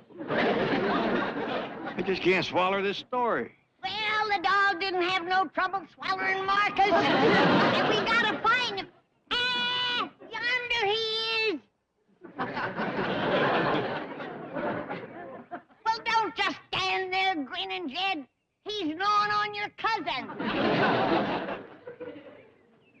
Granny, that dog has just got hold of a big old ham bone or something. That's Marcus. I beg your pardon, son. We'll prove it by Mr. Domo. Faversham, madam. Never mind the greetings. What's that dog gnawing on? I believe it's a leg bone of the old boar, madam. Oh, boar, that ain't no way to speak of the dead. It's becoming quite a nuisance, rooting about amongst the garbage. Garbage! No wonder the poor old fellow was sick. Ain't you even gonna bury his bones? Dare say the dog will do that. I ain't gonna listen to no such talk. Give me my kinfolk, you four-legged buzzard. Don't mind Granny, she gets wrought up real easy. Yes. Oh, I thought I ought to tell you, sir. Mr. Drysdale is on his way to the castle. Oh, good, good. He can take vittles with us. I hope Jethro fetches home a nice plump dragon. Come on, dragon. Come on, boy. Look out, you crazy horse. I said stick to the road.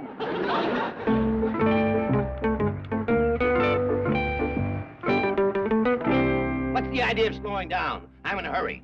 Sorry, sir. There's a knight on the road ahead of us. What kind of a country is this? You won't bring back a wonderful institution like debtor's prison, and you let some loony Lancelot ride around. Fast.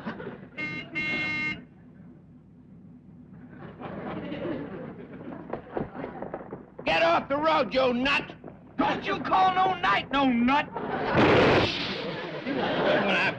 Your loony Lancelot just lanced our tire.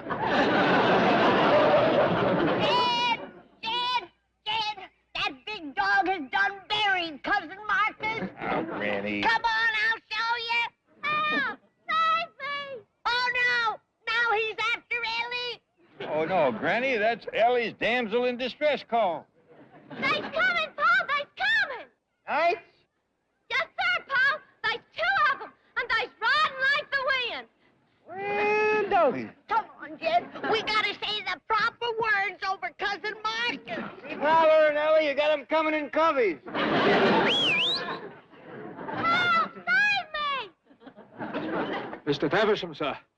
I'm beginning to wonder whether it's worth the 6 months' back wages. Yes, Jenkins. Mr. Drysdale is on his way. Another American? Oh, I'm told he's quite the opposite of the Clampetts. He's a businessman, sophisticated, and very, very conservative. I trust this is not Mr. Drysdale approaching.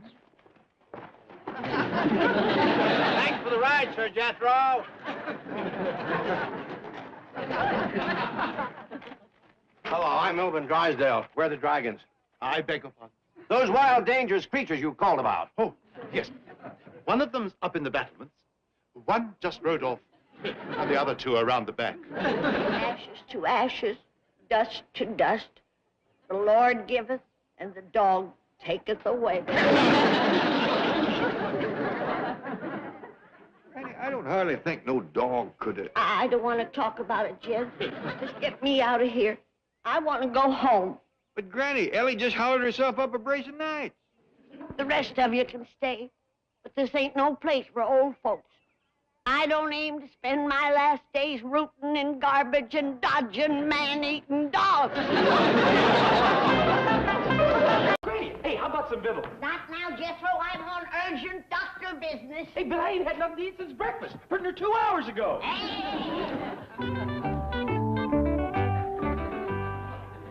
Look, Granny, I'm learning Bessie to take care of babies. Good, good. Babies? Whose babies?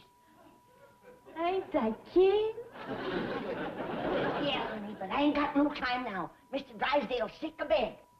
I gotta take him some flu serum.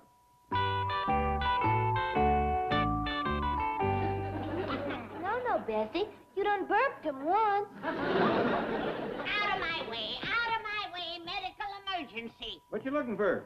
My flu serum. Mr. Drysdale's come down with a bad case. I didn't know you had a flu serum. Of course, I just run off a new batch last Friday. Are you talking about your corn squeezins? I'm talking about the greatest all-purpose miracle medicine ever developed. Possum Ridge penicillin. Also known as white lightning. Folks call it lightning because it gets into the bloodstream twice as fast. Now, I had a jug here. Now, where is it? Well, I never go near the stuff. Unless I want to strip paint or blow stumps. Fine thing. A lifetime of medical research down the drain. Yeah, it's dandy for unclogging drains, too. I ain't got time to stand here arguing medicine with a layman. I gotta get my flu serum over to Mr. Drysdale. He's burning up with a bad fever. Well, if he drinks that stuff, he'll bust into flame. I'll get a jug from my root cellar. Doctor tries to serve humanity and all. And put that jug down.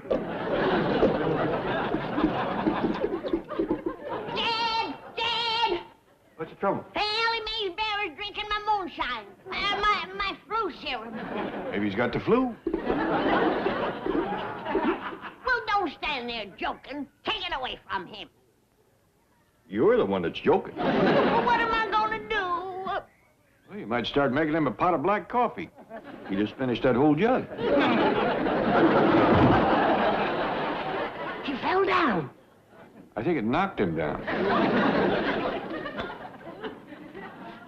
Shame on you, Fairchild. Now you're gonna get a whooping. Now, this is gonna hurt me worse than it does you. You can bet on that. Well, you've gotta be cured of bad habits. Spare the rod and spoil the bill. Give him a good birching, Jed. Annie, I wouldn't tackle a mouse after he had a snoot full of that Smoky Mountain skullbuster.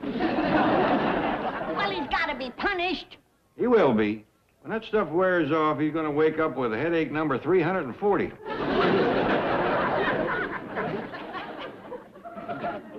Look, Jed, he's leaving. Don't worry, he ain't going far with that load. Well, humans come first. I'll fetch another jug from my root cellar and get it over and doctor Mr. Drysdale. Granny, Mr. Drysdale has got himself one of the finest doctors in Beverly Hills. Oh, thank you, Jed. I wish his wife thought as high of me. Oh, is Miss Drysdale home? Oh, she's the one that told me that he had the flu. Well, maybe you ought to leave Mr. Drysdale to her. I ain't gonna steal him. Us doctors take an oath agin that kind of hanky-panky.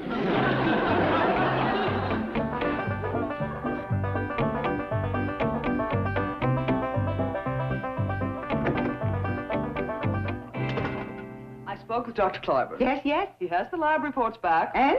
He says that what Mr. Drysdale has is just plain, old-fashioned, common, ordinary flu. How like you, Milton. Everybody else in Beverly Hills has the latest thing, Hong Kong flu. But you have to have common, ordinary flu. He never misses an opportunity to embarrass me in front of my friends. Margaret, I have a fever of 102. Mr. Van Ratzenhoff has the Hong Kong strain, and he has a fever of 104. But you never rise above the ordinary. How can I face my bridge club and be snubbed by Mrs. Van Ratzenhoff? I'll just have to stay home. Oh, please, not that. What'd you say? Margaret, believe me, I didn't get this flu on purpose. You probably got it from associating with those dreadful hillbillies. If it's common, they've got it. If it will take you off the hook, I'll try to let it go into pneumonia. Promises. All the money we spend with Dr. Clyburn, you'd think that he could have spared me this disgrace. Perhaps you can get him to change the diagnosis. Too late for that. By now, his nurse has blabbed it all over town. Wait, Claude. Don't go near Daddy. You'll get germs. Milburn, stop breathing.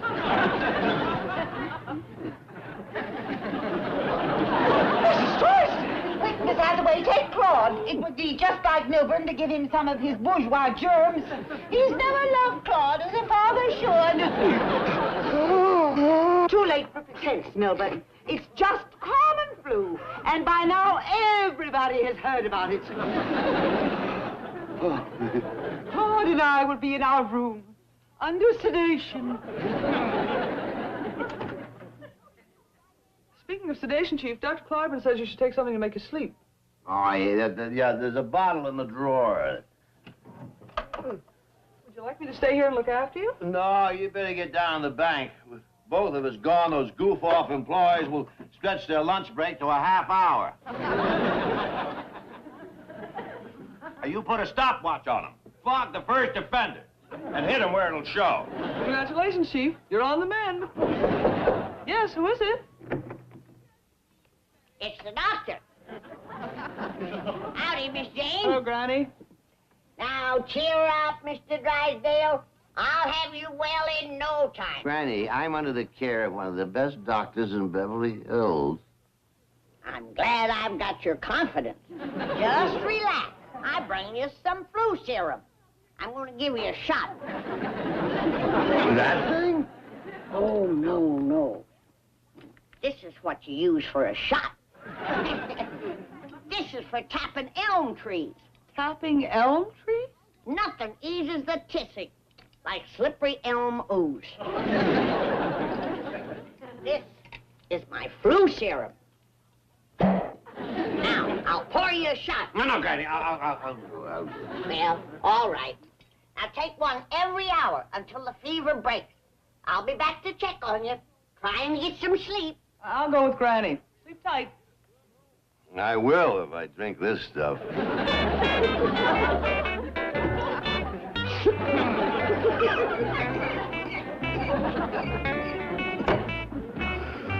Oh, what a day. What else can happen?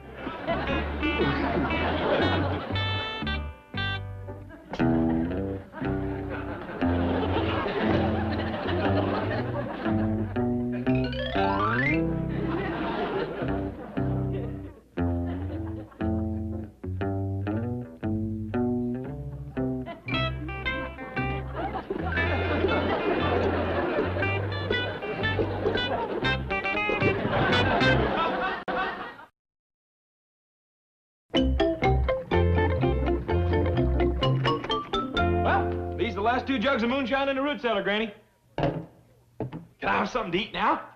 What did you call that? Moonshine. Can I have something to eat now? I'm starving. That is flu serum. Granny, that's corn squeezins. You want something to eat? I sure do. Then, tell me again what this is. Oh, that's flu serum. That's better. I remember now. You run it off last Friday when you heard about the epidemic. That's right. That was a good week.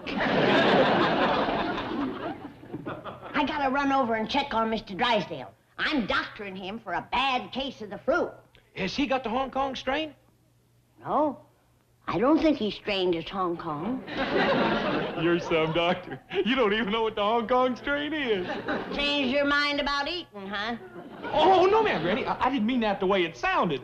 When I said you was some doctor, I meant you was some doctor. Yeah. Put one of them in my medical bag. Oh, right, doctor. 1 jug of flu serum? Yes, ma'am. Boy, you're going to have Mr. Drysdale well in no time. Because you're the smartest doctor in the whole world. If I knowed what you knowed, I'd be happy. If I knowed just one thing you knowed, I'd be happy. What's that? Where are the victuals? Oh, there's a ham and a turkey in the oven, and a dozen ears of corn on the stove. Oh, thank you, Granny.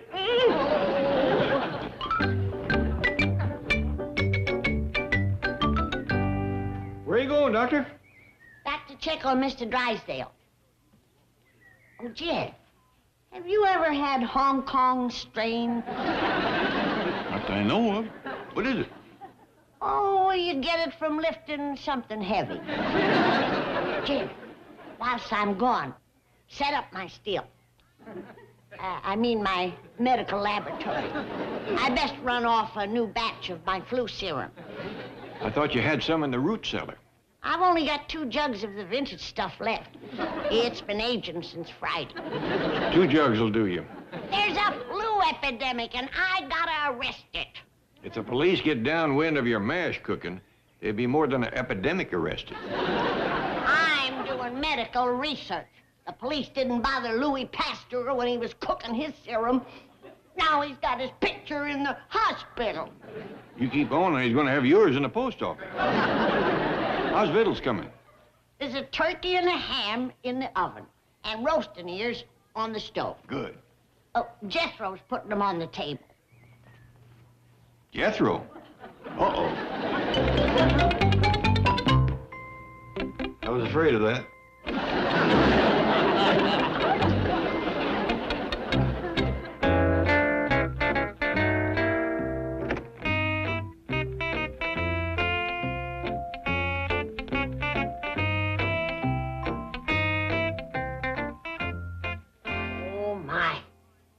Sleeping nice and sound. That Smoky Mountain soothing syrup sure done its work.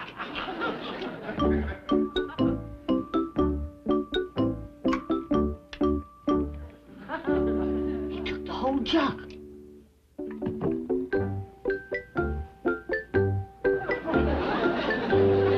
Heart's still beating.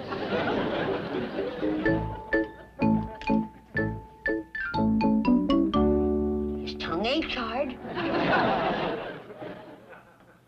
Eyeballs ain't spinning. His joints ain't locked. No side effects at all. That sure was a good batch. Well, his system must have needed it.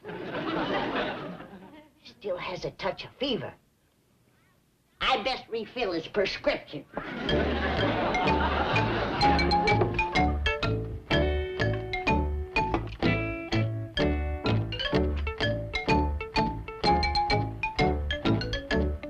I forgot to see if he had a strained Hong Kong. I'll ask him when he wakes up.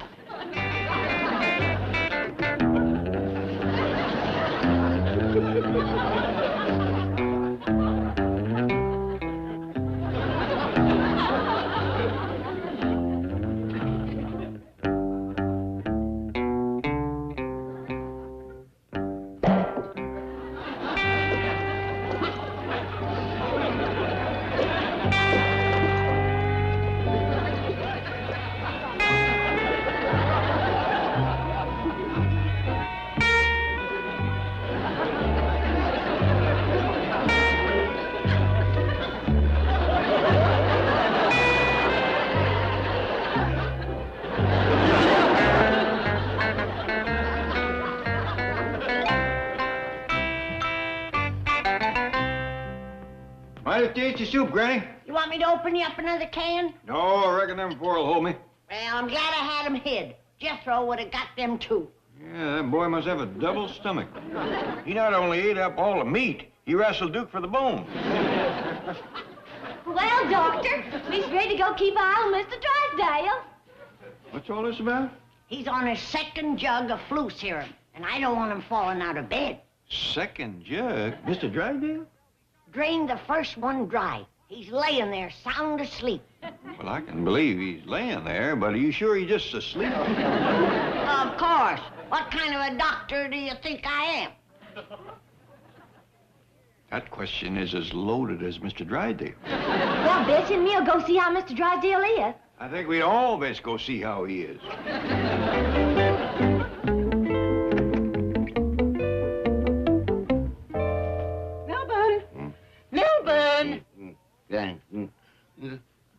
Margaret, I was sound asleep. How like you, Milburn.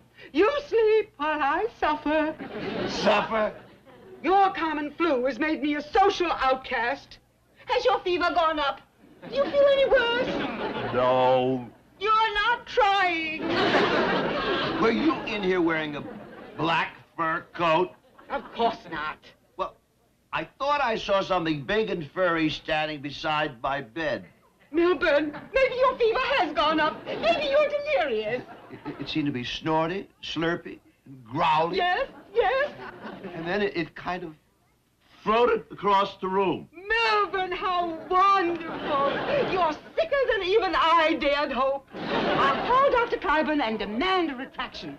I'll get him to issue a new diagnosis. Maybe he'll even put you on the critical list. That'll show Mrs. Van Ranserhoff that there's no common flu in my family. To a devoted wife, wherever you are.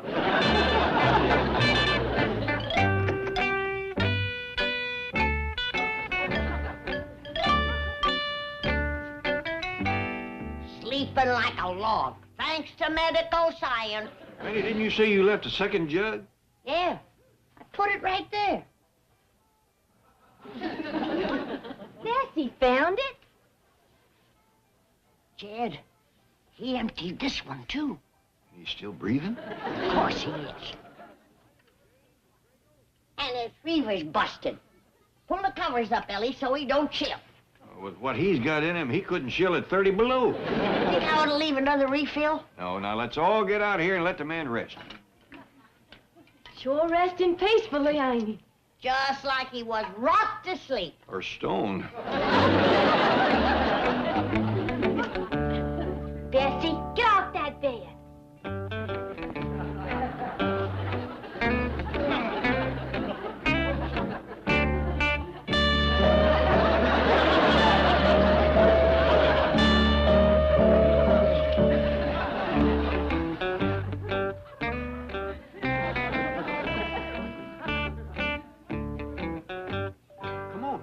Well, you reckon we ought to stay and see he don't get out of bed? After 2 jugs of Possum Ridge Paralyzer, the only thing that can get him out of bed is an earthquake.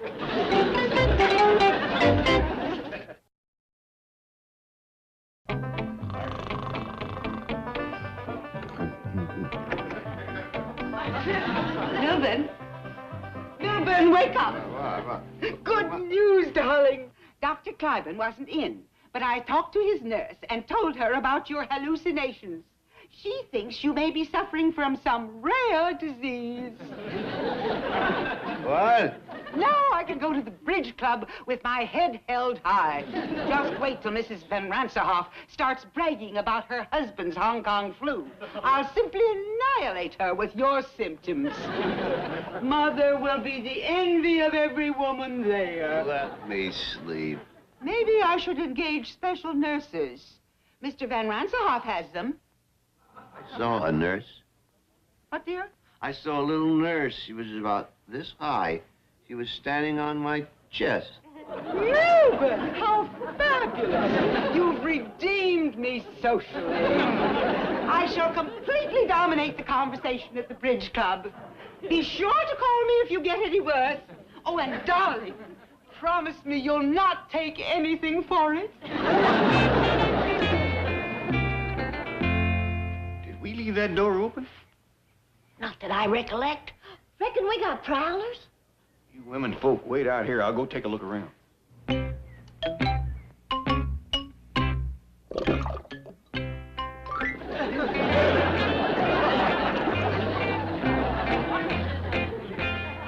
Take a look, Granny.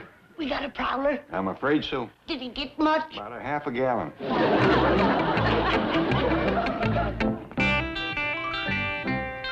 It's that boozing Barry. I'll learn you to drink. I think he's got the hang of that already. Hit him in the nose, Jed. Make him let go of that jug. Then who's gonna make him let go of me? Fairchild, shame on you. Put that jug down. What's got into you anyway?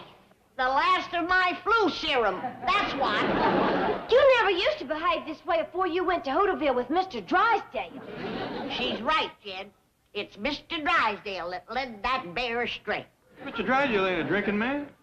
2 jugs in 2 hours don't exactly make him a teetotaler. I thought you'd give him that for his flu, Doctor. When you take it by the dose, you're a patient.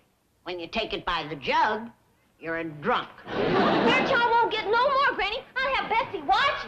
It's too late. The whole town will come down with flu. There's a bear and a banker that won't.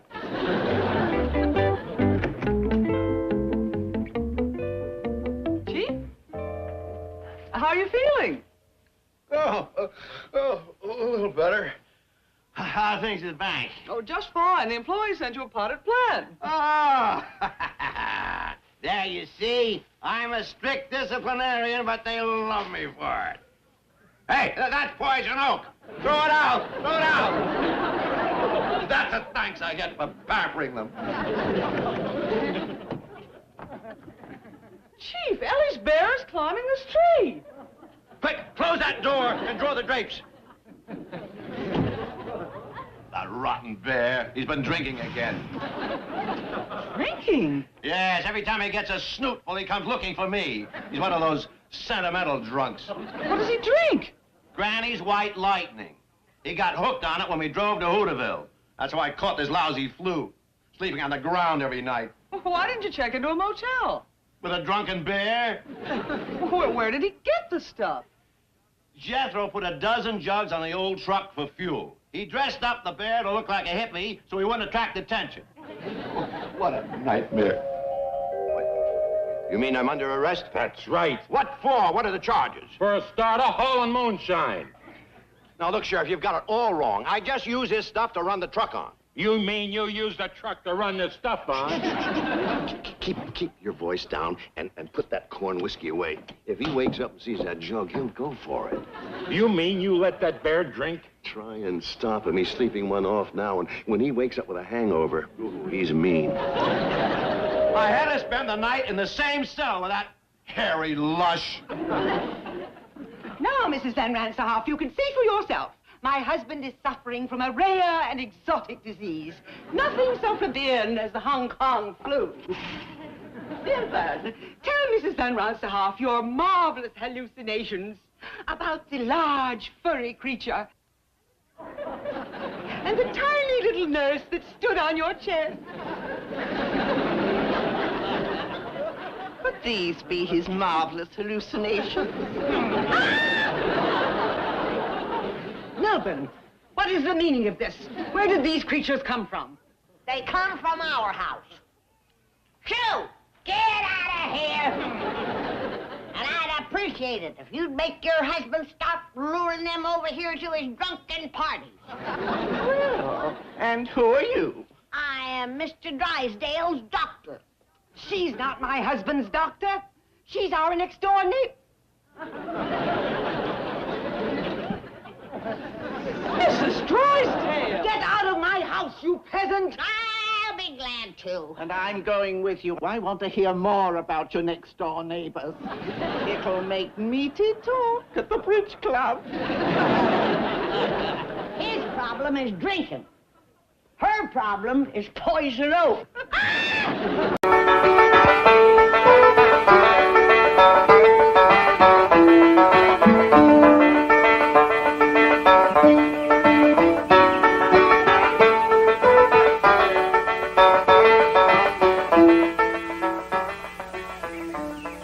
My dog is Granny. You sure are doing some high-powered rocking?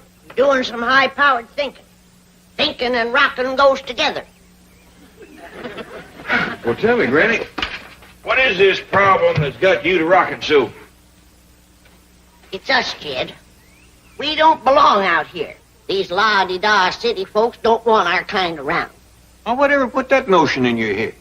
Well, here it is pert near Christmas. Back home, folks should be stopping by, passing the time of day, fetching presents, and hefting a friendly jug with us. Well, you got to remember one thing, Granny. Back home, we knowed everybody, and everybody knowed us. Out here, we ain't much acquainted yet. You can't get acquainted with these folks out here. I've been trying all morning. I put on my friendly hat, brung out my rocker, and a jug of hard cider, and I've been sitting here waving and hollering at folks and pointing to my jug. And nobody stopped? Only a policeman. That's where my jug went. He took it to the police station. I bet you got a bunch of friends down there by now. Might as well face it, Jed. We ain't got as many friends out here as a horse has toes. Look, you spoke too soon, Granny. You ought to come Miss Drysdale, and she's fetching a present.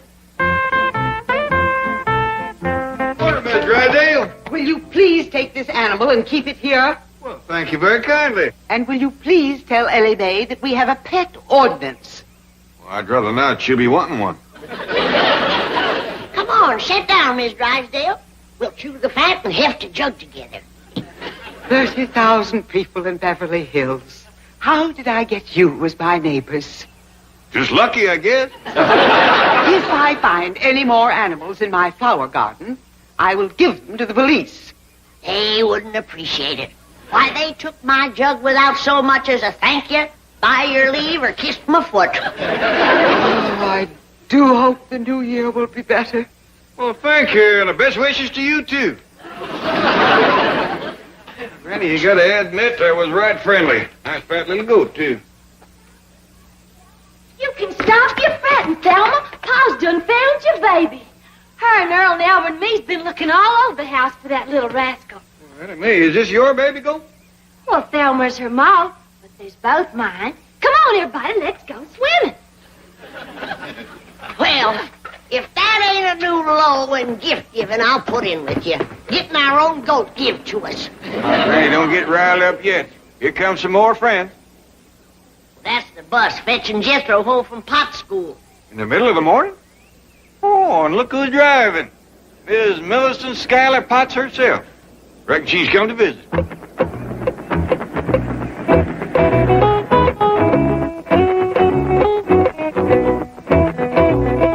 Howdy there, Miss Potts. Good morning, Mr. Clampetts, Granny. I wonder if I could have a talk with you. Well, you betcha. See, Granny, she's come to visit. Granny, can I have some victuals? What'd you do with your school lunch? Oh, I ate that at recess. All right, help yourself. Yeah. Oh, bye, Miss Potts. Thanks for the ride. You want to come into the kitchen, have some grits and jowls with Jethro while we visit? No, thank you. Well, set yourself. You can have a bench, a bucket, or a rocker. No, what I have to say is quite brief. It's simply that Jethro has become my #1 problem student. Well, did you hear that, Granny? You deserve all the credit, Miss Potts. I beg your pardon? Well, when Jethro started in your school, he couldn't cipher a problem for shucks. But now he's #1. Come on into the house. We'll heft a jug on that. Really, you don't understand. Your nephew is a most disrupting influence. Well, let me put it this way. It will not be necessary for Jethro to return to school after the holidays. That's smart, is he? You done it, Miss Potts.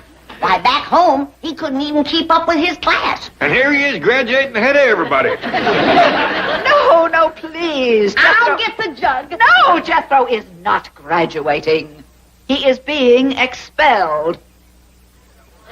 Oh, I don't know how to say this, but Jethro is ruining my school, and I do not want him to return. Well, for not knowing how, you said it pretty plain. Jethro ain't good enough for you, huh? What?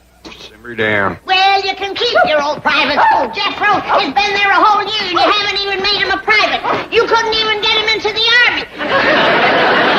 Faker, cheater, Jethro's too good for you. And you think you're a teacher? I can learn him more. You can't even spell cat.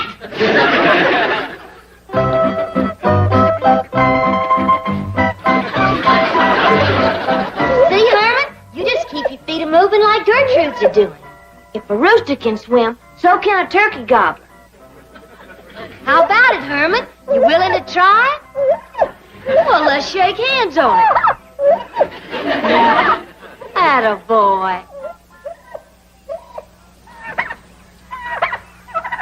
Come back here, you wild beast!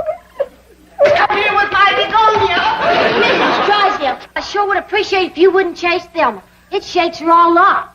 Help! Get this thing off me! I'm going to call the police and have all these animals taken away. Why, they ain't done nothing. This is Beverly Hills, not a jungle. They shall all be locked up in cages. Don't do that, please. They wouldn't be happy all caged up. But I won't be happy until they are. Oh! That vicious dog is going to attack me.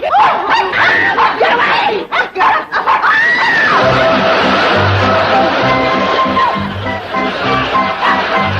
Who is that in the cement pond? But that's Miss Drysdale.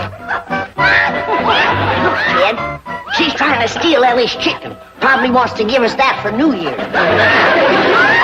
You get your chicken-picking hands off our livestock.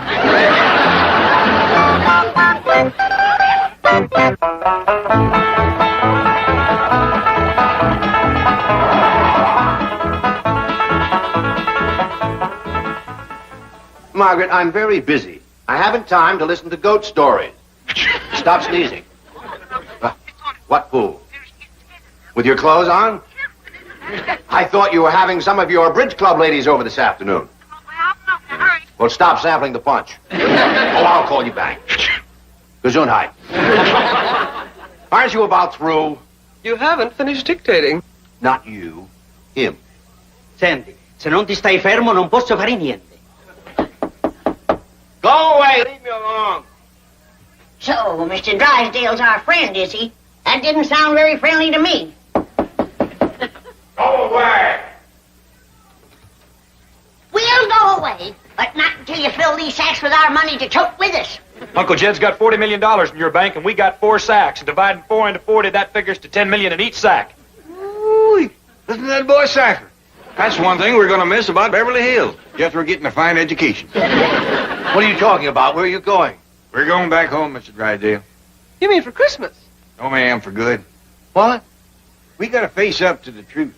We're as out of place here as 4 cobs in a cream crock. All right, young'uns, take those sacks down to where they keep our money and commence filling them up. No, wait, listen, come back. Oh, get out of my way. Quickly, come with me. Now, wait right here and don't move.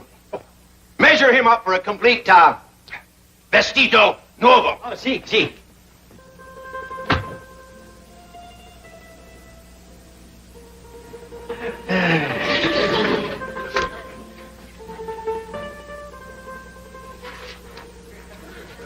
Well, little man, you're fixing to tie me up. That ain't enough rope and you ain't enough man. Dovete stare fermo, altrimenti non posso fare niente, sa. I couldn't catch them, Chief. Well, phone down, have them lock the outside doors. But it isn't closing time. It will be if the Clampetts withdraw their money. Aiuto, per piacere, subito. Now, if you ever get to be this big, try me again. Signor Drysdale, aiutatemi. What did you do that for? He was fixing to tie Jed up. Monkey, little feller, throw this skimpy little rope around me real brave. No, he was just measuring you for a new suit. A Christmas present for me. Oh, help me get him down. You fill my sack up for me. I got a few words to say to Mr. Drysdale before we go. Granny, this little fellow was just fixing to sew me up some clothes like you done for Mr. Drysdale here. Shame on you for doing woman's work. And bad, too. You call this sewing? Why, them clothes wouldn't hold together in a stout wind. Porca del diavolo, questo è un manicomio. Don't you sash me, little man. I'll hang you back on that hook. No, I abbastanza. Granny, they won't give us your money. Let's get the guns off in the truck. Hey, we're going to field the bank? Down to the last man. Wait. Let's talk this over. Then along come Ms. Potts and expelled Jethro out of her school. I can explain everything that's happened. You can. Yes, I can. Well, how about your wife said she was going to lock up all my critters? And mean-mouthing me when I pulled her out of the pond. Oh, I can explain it. No, I have a better idea. I'll have my wife and Mrs. Potts talk to you themselves, and they can explain it. They can? They can, and they will. Oh, yes, you will. And if I refuse? If you refuse, the only thing you will find in your stocking on Christmas morning is your foot. I'm married to a bourgeois beast. You are married to a desperate banker. And now I'll reason with you, Mrs. Potts. Let me start by reminding you that I hold the mortgage on your building. So? So, how would you like to have the only private school in Beverly Hills holding classes on the sidewalk? This is blackmail. This is extortion. So? So? I'll do it. All right. Now, here's what you're going to tell Jed Clampett. So you see, Mr. Clampett, I expelled Jethro so that I could come here every evening and give him private instruction. Well, won't there be a lot of extra trouble for you, Miss Potts? Oh, nothing is too much trouble if it brings me nearer to the man who's captured my fancy. Who's that, ma'am? Oh, Mr. Clampett. Can't you guess? No, ma'am. The only men folks around here are Jethro and me. You see Jethro every day, and I don't need...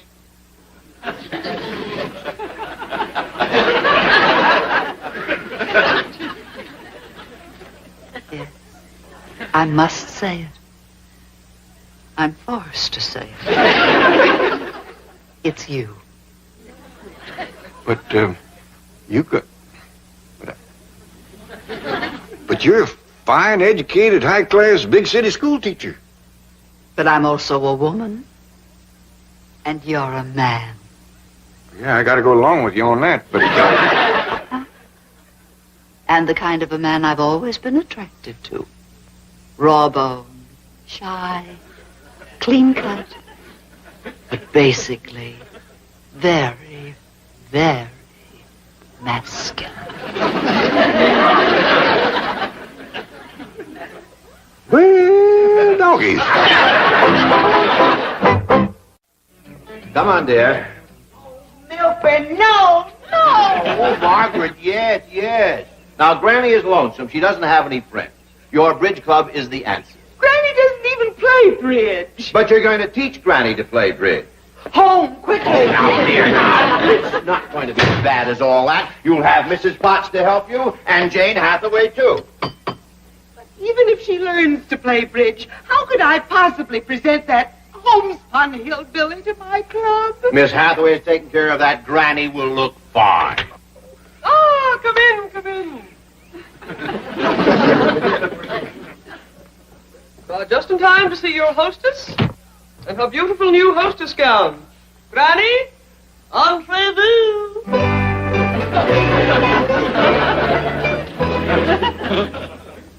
Oh, Granny, you are a vision of a chic Beverly Hills hostess, from your head right down to your... My bloomers are showing again. This thing ain't sewed together properly. Granny, those smart capris are supposed to show. But where are your beautiful pumps? Pumped up too high. I fell off of them twice. Well, your feet won't show under the bridge table. What kind of a table? Bridge. Mrs. Drysdale here and some of her friends are going to play bridge with you. Oh, yeah? Who said? She said, my wife has a club. Well, she better have more in the club if she's going to walk on me. No, Granny. Bridge is a game, a card game. A fun game. Now, Margaret, you and Miss Hathaway take Granny into the card room and get things ready. I'll send in Miss Potts. Where is she? Her and Jed are sparking in the parlor. This here's a little verse I made up for you whilst I was changing my duds. Why, how very flattering. I can hardly wait.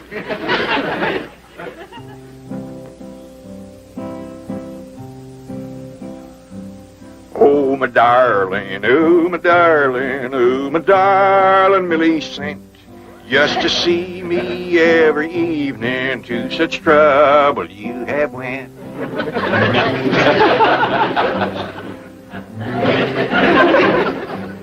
You expelled my nephew Jethro just to give you a excuse. And your mind said, don't you do it. But your heart yelled, what's the use?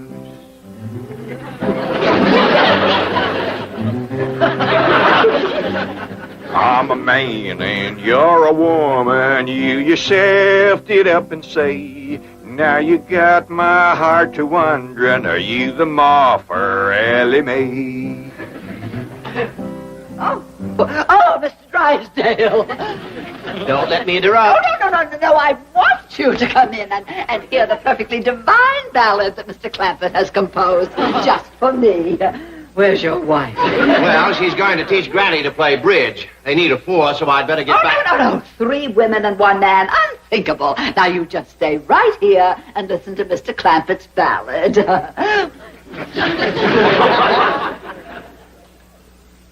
Oh, my darling, oh, my darling, oh, my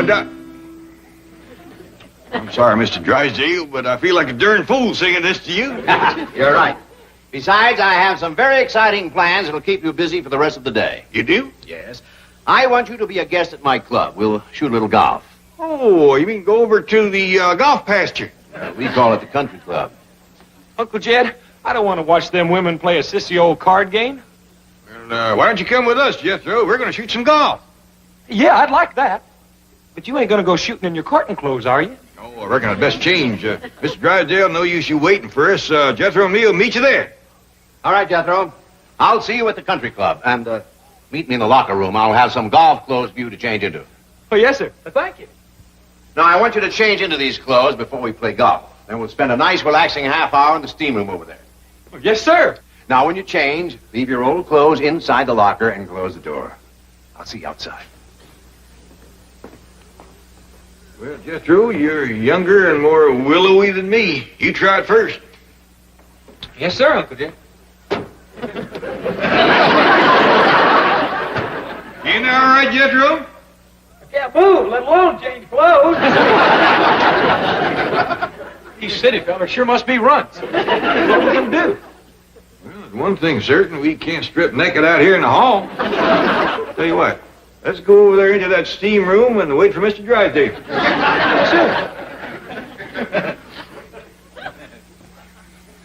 Can't see nothing through this little windy. Just go on in.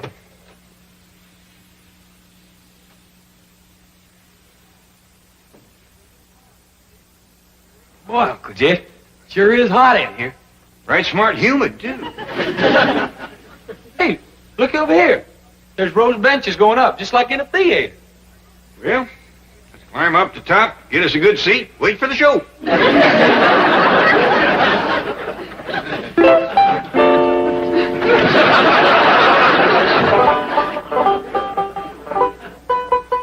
Well, it's about time you men folks is getting home. Let's get ready and head for the hills. What happened? Something go wrong with the bridge game? Sure enough did. Granny got riled, busted it up. What riled you, Granny?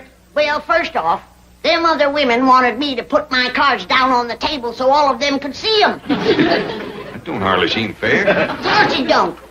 And when I asked them why, they said because you're the dummy.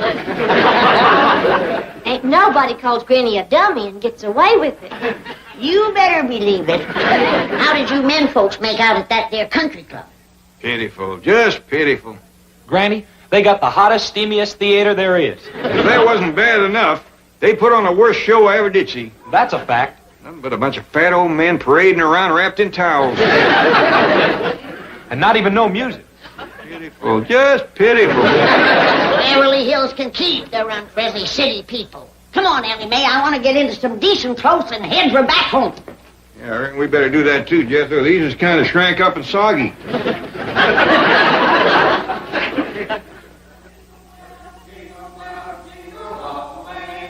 Oh, what fun it is to ride a one-horse open sleigh. Jingle bells, jingle all the way. Oh, what fun it is to ride a one-horse open sleigh. We wish you a Merry Christmas. We wish you a Merry Christmas. We wish you a Merry Christmas and a Happy New Year. We wish you a Merry Christmas. We wish you a Merry Christmas. We wish you a Merry Christmas and a Happy. Find my glasses. Must have left them on the airplane. Well, don't worry, Granny. As soon as we get home, I'll call the airline lost and found. Thank you, Miss Jane. Not that I need glasses. I got what they call perfect vision. Right, Jed? I'm Elly. Well, the sun's in my face. But your pa will tell you, I got eyes like a hawk. Right, Jed? Granny, Mr. Clampett isn't with us. He's coming here with Mr. Drysdale. Who's that sitting in the back with me? That's your medical bag. Oh. Perhaps we better go back and get your glasses. Who needs them?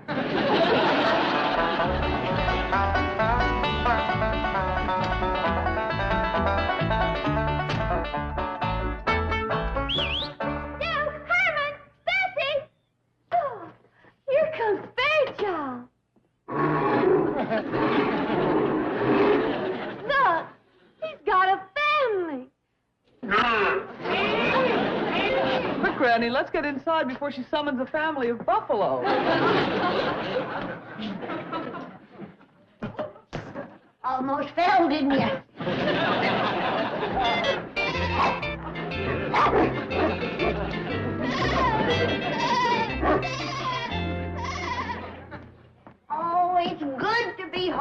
again. I just love this room. Somebody move the piano. Granny, that's the stove. What's the stove doing in the parlor? Granny, this is the kitchen, and I had better call the airline and see if they found your glasses. I only need them for reading. Oh, here's a note from the young vet who's been taking care of Elly's animals. Young what?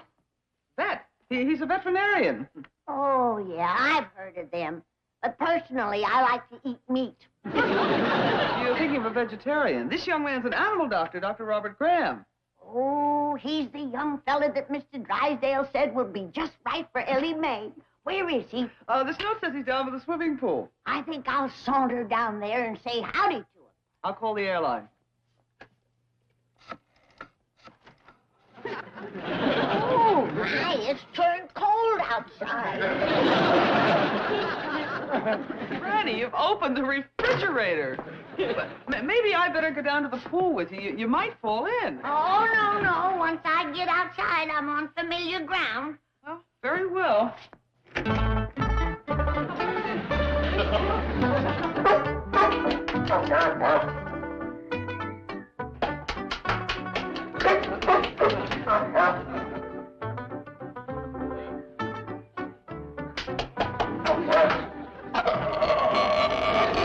Sorry, Gloria, that's all for now. I'll be back after I've fed my other patients. Hold on, Granny. Don't be too anxious. It might scare the doctor away. Just make it look like it's an accidental meeting.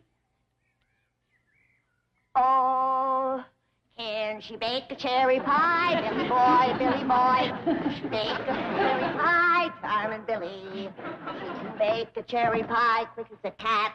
Can wink his eye, but she's a young thing and cannot leave her mother. Thank you. Is that you, Dr. Graham? Oh, I see you're a music lover. Where are you? Oh, you're in the pool. Well, swim over here so I can get a good look at you. I mean, say howdy.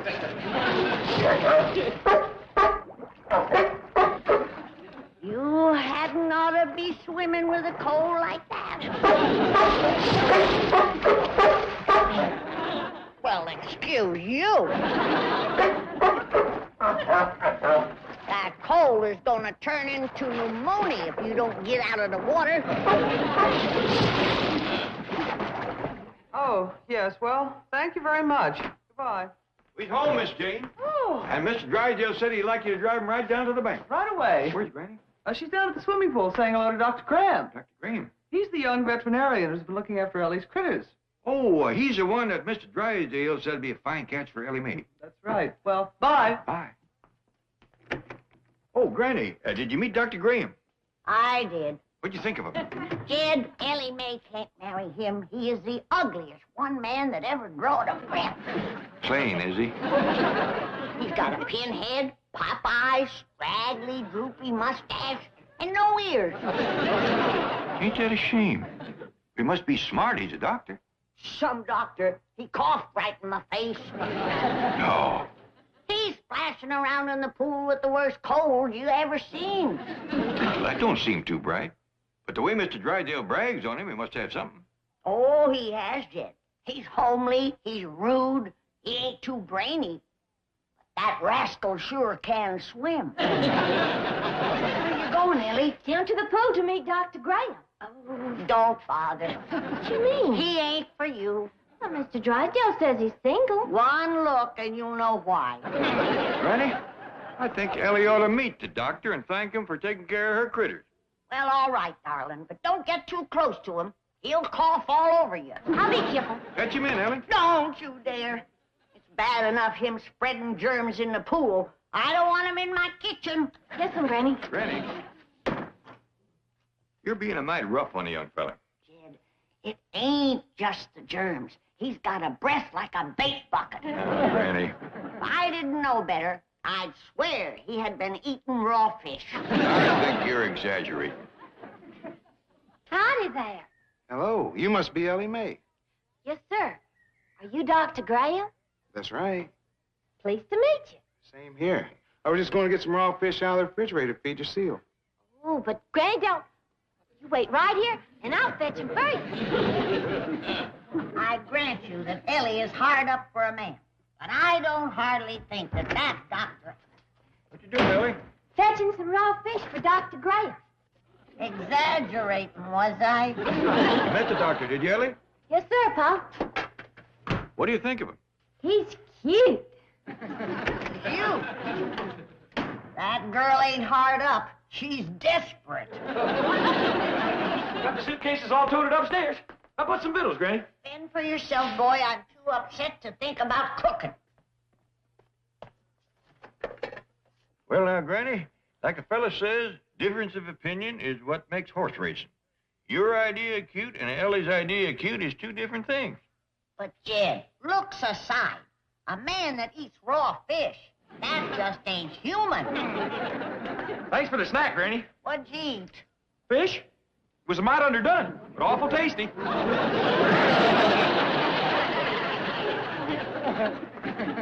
Well, there goes that argument. Since when do you call him human?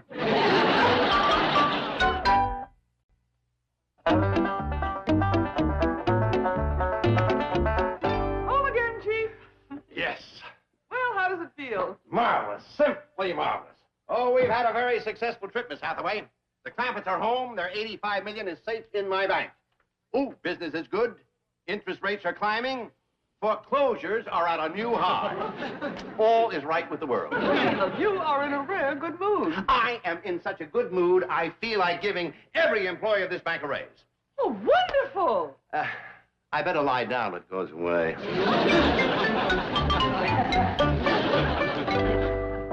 Excuse me, Miss Hathaway. The airline sent his glasses. How good they found Granny's spectacles. Is there something wrong with Mr. Drysdale? Yes. Temporary softening of the heart. Oh? Don't worry, it never lasts long.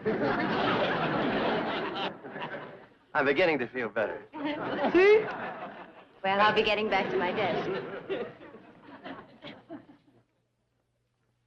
Who's she? She's one of your new employees. How much am I paying her? The usual starting wage. Well, how can she afford to dress like that? She makes her own clothes. Oh, really? Yeah, she's very gifted with needle and thread. Say, you know, this jacket could use a little taking in. Chief, you wouldn't. Oh, don't be kidding. Well, the airline found Granny's glasses. Shall I take them to her? Oh, yes, yes. And while you're there, see what you can do to encourage a romance between Elly May and that young vet I hired to take care of her animals. Young vet you hired? Well, persuade. Try again. All right, forced. That's better. You threatened to foreclose on his animal hospital. What's the difference? I'm doing that young man a great favor getting him together with Elly May. Why, she's the catch of all time. Imagine marrying a girl with a figure like that. 85 million. You're an incurable romantic. Well, I'm on my way. Those two will hit it off great. I sure do thank you for taking care of my critters, Dr. Graham. Please call me Bob. Thank you, Bob. I know they was a heap of work. Well, I must admit, when Mr. Drysdale forced me to, persuaded me to do it, I wasn't too keen on the idea, but now I'm glad I did. So am I. Tell me something, Elly. How'd you happen to start this collection of animals? I don't know. When we lived back in the hills, I always had me lots of pet critters. I'd find them in the woods and just fetch them home. You had a rapport. No, but I had a chipmunk, and a deer, and a raccoon. I mean, you've always loved animals. Oh, yes, sir. I like them better than a lot of people I've met. I'm with you there. Say, who's this coming? Oh, that's my little brother and his pet otter. Jimmy, this is Elly May Clampett. Well, howdy there, Jimmy. Hi. This is my otter named Charlie. Howdy, Charlie. I'm needed at the hospital. How about dinner tonight? Well, Not you, her. That'd be dandy. How about a movie? swell. I'm talking to Miss Clampett. I like that. 7 o'clock, okay? Just fine. Let's go, Jimmy. Can't Charlie make us fun? Well, Sure you can, Jimmy. you don't have to worry about him. He swims like an otter. And so does he. See you later. Dr. Graham. My name's Bob. Did you bring your swimming suit? Yes, ma'am. Charlie doesn't need one. Over yonder's the bathhouse. I'll put on my swimming suit and join you. Well, Meet you back here.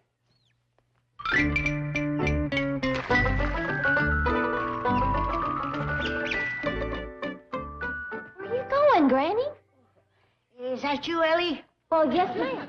Ain't they found your glasses yet? Who needs them? What are you doing in my root cellar? Well, this ain't your root cellar. You're headed for the swimming pool. Oh, my, that smog is terrible.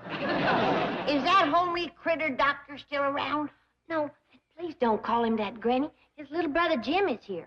Come on, I'll take you to the root cellar. I don't need to be took no place. Yes, ma'am. See you later.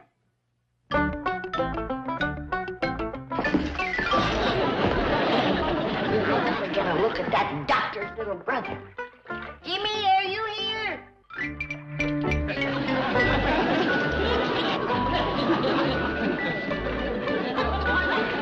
Oh, you're in the pool, are you? Well, swim over here so I can get a good look at you. That's his little brother, all right. They's a family of pinheads. Such a shame. A pretty girl like Elly getting mixed up with a bunch like that. Howdy, Miss Jean. Greetings, Mr. Clampett. The airline found Granny's glasses. Oh, good. I'll see if she gets them. Tell me, Mr. Clampett, how does Elly May like young Dr. Graham? She likes him fine, but for some reason, Granny don't cotton to him at all. Well, how do you like him? I ain't never met the boy. Neither have I. Is he here? No, Elly May says he's gone back to his animal hospital. Why don't you jump in the car and we'll drive over and meet him? Gosh, I'm such a mess right now, Miss Jean. Well, suppose I go over and pick him up and bring him back here. Good. That'll give me time to get my work done and get these tools put out of sight. Fine. I'll be back within the hour. Granny? What do you want? Miss Jane fetched over your glasses. I don't need them. Where in the blue blazes are you? I'm here in the root cellar. Root cellar. She's in the storage closet. Jed, I got bad news for you. We was robbed. Robbed? Whilst we was gone, somebody busted into the root cellar there and took everything. Granny, put your glasses on. There ain't a ham, nor a sausage, nor a jar of fruit left in there. They cleaned us out. Put your glasses on. Oh, all right. I'll do it to please you. But I don't need them.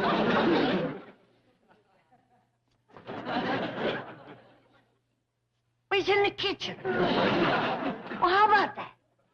I didn't know you could get from the root cellar to the kitchen. A big house like this is always something new turning up. Well, I gotta finish some work out front. Oh, Jed. I seen Dr. Graham's little brother. What does he look like? Well, I hate to mean-mouth a young'un, but he is just as homely as the doctor. Sorry to hear that. But I'll say one thing about that family. They is swimming fools.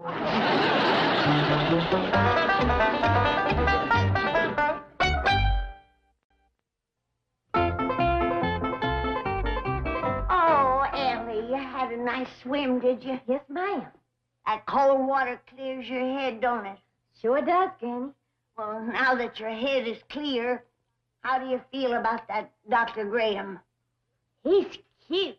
We's gonna go out on a date tonight. Oh, Elly, you're busting your poor old granny's heart. Oh, I had such sweet visions of orange blossoms and rice. Hey, Granny, I've been looking every place for you. How about something to eat? No, thanks. I ain't hungry. It's me that's hungry. That because I'm starving to death. Hey, Granny, come on out in the kitchen and fix me some victuals. I got too big a problem. What could be a bigger problem than me starving to death? Please, Granny. Jethro, have you ever had a busted heart and tromped on visions of orange blossoms and rice? No, but cook it. I'll eat it. Granny? Jethro, you don't understand. Your cousin Elly has taken leave of her senses. She has fell for the ugliest goomer that ever lived. She's going out with him in public. She's going to shame her family and ruin her life. Let that soak in for a minute. Okay, now can we eat? You got all the warm family spirit of a black widow spider. But gee whiz, Granny. You realize that we might have to lock Elly in the attic for a while? Can I have her victuals?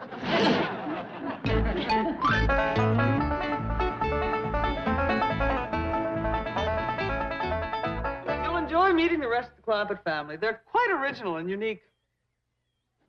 Look at that handsome fellow with Miss Jane. How come Elly can't get a man like that? Would you like him to be Ellie's beau? Of course I would. I'd give anything. Would you give a mess of ham hocks and turnip greens? Hog jowls and corn pone? Grits and fatback? Of course, but... I'll take care of it. Wait a minute, Jethro. You can't take him away from Miss Jane. That wouldn't be fair. It would be if she was swept off her feet by Hollywood's handsomest playboy. Who's that? Me! Yeah. Come to think of it, Miss Jane always did have a soft spot in her head, in her heart for you. Come in, cooking, Granny. Darling, sweetheart, lover. What? Why do you want to go and break my heart like this? Don't you know I'm crazy, mad, desperate, head over heels in love with you? Jethro, I didn't realize you got... Well, I didn't realize it neither, till I seen you holding hands with this here rascal.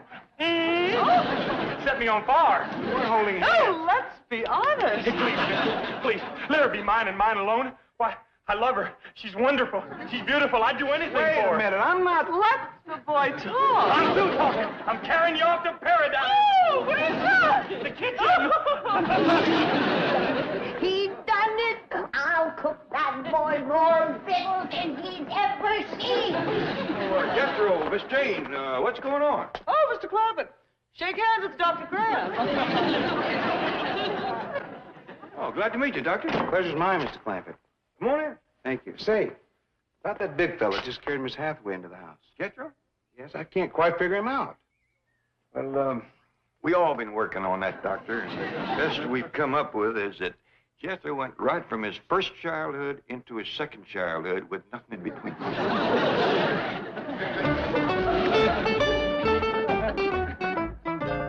Guess what? I have a date with Jethro tonight. Dinner, a show, dancing, the works. Well, dandy. Elly and I are going out tonight. Would you like to make it a double date? Wonderful. We're going to dinner at 7. How's that? Perfect. With Jethro along, I plan to eat earlier. He commences to get mean along about 6. Well, good suggestion. I must get back to the work now. Would you mind dropping me off at the hospital? Glad to. Would you take me by the bank, please? I want to talk to Mr. Dryden. Come along.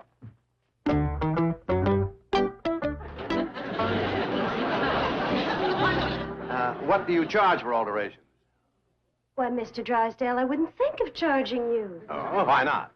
You might fire me. Like that. Can I come in? Mr. Clampett, come in, come in. I'm just having a fitting for my new tailor. So that'll be all, Miss Leeds. Yes, sir. Nice-looking tailor. And good, too. Now, if you ever want a suit made, all you have to do is buy the material. The labor's on me. Oh, thank you. I just come over to pay you for hiring that young animal doctor to look after Ellie's critters. Oh, no. Keep your money. Does Elly like him? Oh, yeah, they got a date tonight. Now, you just peel off whatever you're out of pocket. Mr. Clampett, I wouldn't think of taking your money. Well, I know you didn't get him for nothing. Well, the important thing is that Elly likes you. Now, take your money. Well, it don't seem right. No. Take it. Our friendship means more than money. Well, if you insist. I do. Here. Go ahead, take it. It would help if you unclenched your fist. What's the trouble? Nothing, just a muscle spasm. You can't unclench his fist. Oh, there must be money in it. How did you know? Well, it's happened before. It's an affliction peculiar to bankers. I believe the medical term is lutus contractus. Sounds serious. Oh, no, not really. I recall from my study of anatomy, there's a nerve at the base of the neck. It's called the reed nerve. Yes, here it is. Now, if you're ready to catch the money. I got it, thanks. You and your education. Eat a cherry pie, Billy boy, Billy boy. Can eat a cherry pie, Charming Billy. Jethro can eat a cherry pie. Looks like you've been feeding the army. I have. A one-man army. Jethro? I promised the boy all he could eat.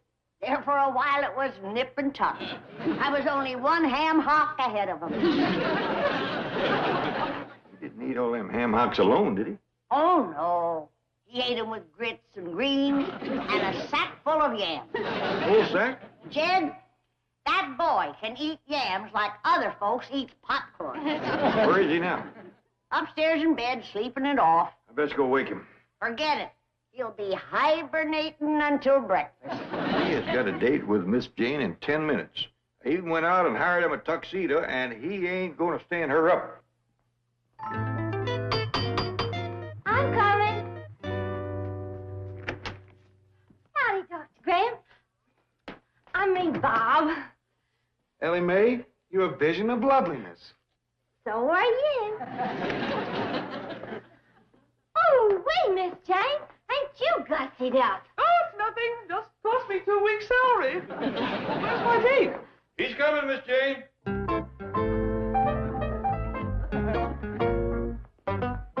But I thought I had a date with Jethro. Never send a boy to do a man's job. Oh, Mr. Clampetts. You're just too much woman for that young'un. Besides, he's got 2 left feet, and I know you like to dance. I love to.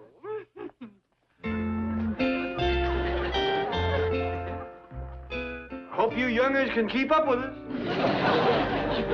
I may have missed the local, but I have caught the express.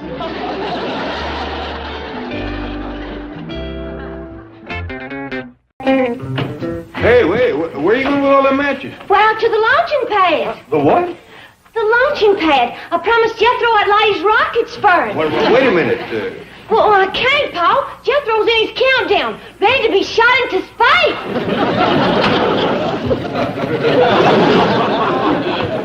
Where you going, Jed? I'm going out to get Jethro. Well, before you go, I got something to tell you. Well, Jack, Granny, this is kind of important. Now, so is this. Jethro has turned over a new leaf. No more putting windmills on the truck and trying to fly and such foolishness. Yeah, Granny, I'm afraid it's kind of... Now, listen to me, kid. I don't often get a chance to speak good of Jethro. But he was up at the crack of dawn this morning plucking chickens for me. Yeah, well... He plucked 27 chickens. I got him in the icebox in the freezer. I'll see you. T-minus 20 seconds. Light the matches. T-minus 15 seconds. Light the skyrockets.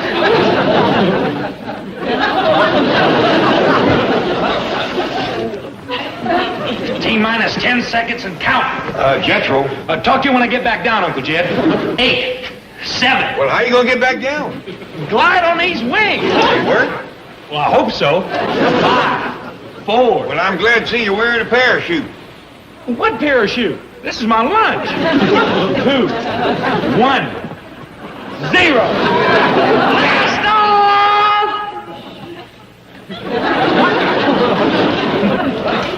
Doggone it, I must have had a power failure. Yeah, now, step down, boy. I want to talk to you. It took 27 chickens to make them wings. Yeah, I know. Elly Mae, honey, take them matches back up to the house and help your granny. I want to have a talk with Jethro. Sit down, boy.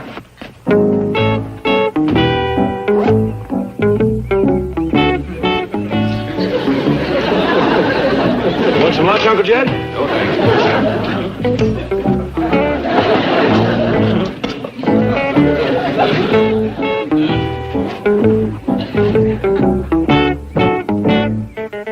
I thought you said you didn't want none. Boy, how were you going to eat all that stuff up there in the air wearing them wings? Well, I'd have figured that out. I got an awful quick mind. But that's one reason why I was cut out to be an astronaut. You got another reason? Heck yeah, lots of them. Uncle Jed, this country's in what you call a space race. And spells like me that's going to win it. Well, ain't no finer reason than doing it for your country. Yeah, it's mostly for my country, but there's something in it for me, too. Like what? Like glory. Them astronauts gets a hog trough full of glory.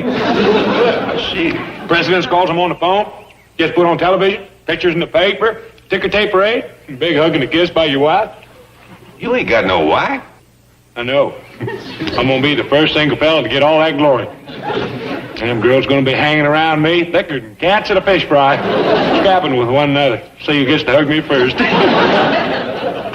Strap them rockets on me. I want to get up in space and back down quick. Now, hold on there, boy. What for? It seems to me you got a little more planning to do. Heck no. I'm ready. Quicker I go, quicker I commence getting that glory. Well, that's just it. You do it like this and you're going to miss it. What you mean? Well, who's going to know you've been up in space besides Elly and me and whoever you hit when you come down? Yeah, I see. Maybe I ought to have more of that, what you call a publicity, a newspapers, television and all, huh? That's right. This is a big, important thing. Don't forget, there's been 27 chickens done laid down their lives. Yeah. Let's talk this over with somebody like Miss Jean. Don't forget, she's awful smart about such things. I'm sorry to have to tell you this, Mr. Clampett, but Miss Hathaway's no longer here. Yes, she quit, walked out, deserted me. Mr. Drysdale, you fired her. Out! Yes, Mr. Clampett, it was a cruel blow to me. After all I've done for that girl, she left me high and dry. Is that a fact? Well, now, if there's anything we can do to help you, just let us know. Thank you, thank you. It means a lot to know that someone is still loyal to me. Meanwhile, I'll struggle on alone. Bye. Mr. Drysdale? Oh, listen, Miss Murray, get Miss Hathaway on the phone. Plead with her. Beg her. Promise her anything. Only get her to come back. I need her. She's my right arm. That's what I started to tell you. She just walked in. Oh? Came crawling back, did she? Not so fast. You think you can just walk in here and plunk yourself down at your old desk, eh? Well, I've got news for you. I might not take you back. I've got news for you. I'm not coming back. Huh? I simply dropped by to clean out my desk. Goodbye. Can't you tell when I'm joking? Where's your sense of humor? Now, come on, sit down and go to work. And I won't even dock you for the half day you missed. Mr. Drysdale, I was unjustly accused of neglecting my duty, summarily discharged, and replaced without even a chance to defend myself. Oh, that's terrible. Well, I think perhaps this has all happened for the best. I have always wanted to pursue a career as a folk singer, and now I shall. You a singer? Now, wait a minute. I think you're great. Didn't you hear me applaud? I heard you laugh. That's because I'm happy. Now, I've got a great idea. You can give folk singing concerts right here at the bank. Oh, really? Yes. Every Friday after work, we'll herd all the employees into the basement, and we won't let them go home until they've listened to you sing. Wait. Miss Hathaway, if you'll stay, I'll give you a $5 raise effective immediately. I presume you mean $5 a month. No, I mean $5 a year. No, wait a minute, listen. That can add up. 50 years, that's $250. Yeah. Oh, Mr. Clampett. Yes, I'm still very upset about Miss Hathaway. Well, cheer up. I got good news. Elly May is coming down as secretary for you. Elly May? Well, I'm not sure she can handle it. Don't worry. If she can't, Granny will pitch in with her. Bye. Miss Hathaway, wait! I'll make that raise $750 a year. Well, Miss Jean, come in. Thank you, Mr. Clampett. I see you toting the guitar. Yes, I am no longer working at the Commerce Bank. Yeah, Mr. Drysdale told me about that. He's right upset with you. He's upset with me? Downright grudgeful. Well, I should like to say that Mr. Melvin Drysdale is a vindictive, avaricious despot. Well, I'm glad to see you got no hard feelings against him. Makes me feel better about the whole thing. Me too. Oh, by the way, are Mr. Platt and Mr. Scruggs about? Well, no, Miss Jane. They left for home for Nashville this morning. Oh, that's too bad. I was hoping to play some of the songs I'd worked up for my act. Well, you're in earnest about this singing business, ain't you? Oh, yes, indeed, Mr. Clampett. It has long been my secret ambition to interpret the folk music of our land. Onga-dinga-die, oh, sand upon the mountain, frogs and fiddle jumpers sing to the moon. Friss, bronze, bottle, bio, arcanol, ickle, bickle,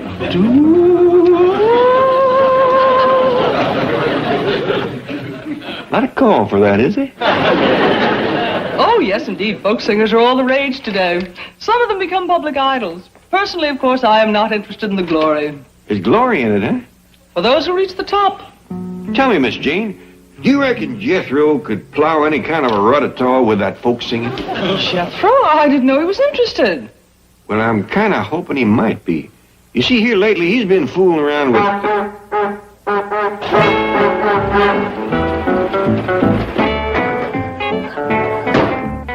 Dog, my publicity getter's here.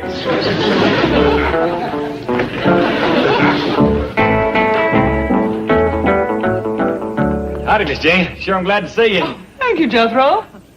I stopped off at the television station to show them my stuff, and they treated me like I was some kind of a nut. Oh, you took Elly to the bank first? Heck yeah. I was glad to get rid of her and her critters. Miss Jane... Critters? Yeah, she took along a whole mess of them just so she wouldn't be lonesome. Miss Jane... Well, boy, how did that set with Mr. Drysdale? I don't know. I dropped Elly and the whole mess off out front. Yeah, I better give him a call. Excuse me. Oh, boy, Miss Jane's got an idea for you. Are you going to help me get some of that glory? Well, frankly, it depends upon how well you can sing. Sing? And hopefully accompany yourself on the guitar. I'm going to have a hard enough time just eating lunch. Didn't Uncle Jed tell you? I'm going to be wearing these here wings when I get up there. Flapping and swooping around. Jethro, you don't need a gimmick like this. Well, I'm going to need something when these skyrockets burn out. You're going to fire rockets? Well, yeah. Oh, just to get me started. Then I spread these here wings. Jethro, dear boy, these are just cheap attention getters. If you have talent, you don't need them. I don't? Not at all. Oh, it may take you a little longer to reach the top, but when you hit, you'll be a much bigger smash. Mr. Drysdale? Oh, this is Jed Clampett. I just wanted to make sure Elly's critters wasn't being a nuisance to you. Oh, no, not at all. I love the little thing. And lots of company. Plenty more around here if you want them. Not right now. The goat had just had some what? Negotiable security. Wow. She's hard to please. You're lucky you found something she likes right off. Mr. Clampett, come quickly. Jethro says he's going to rocket himself into space. He's on his way to the launching pad now for the countdown. Talk to you later, Mr. Drysdale. Well, so long, Granny.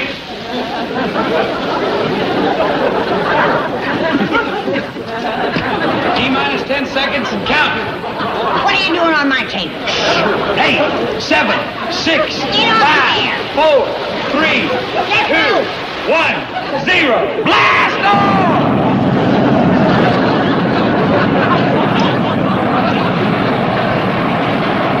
Where'd he go?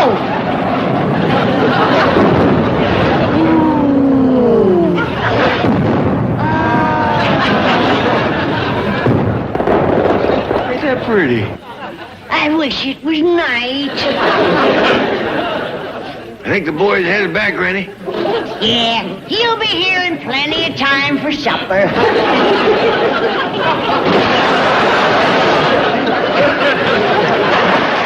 Must be what he calls a splashdown.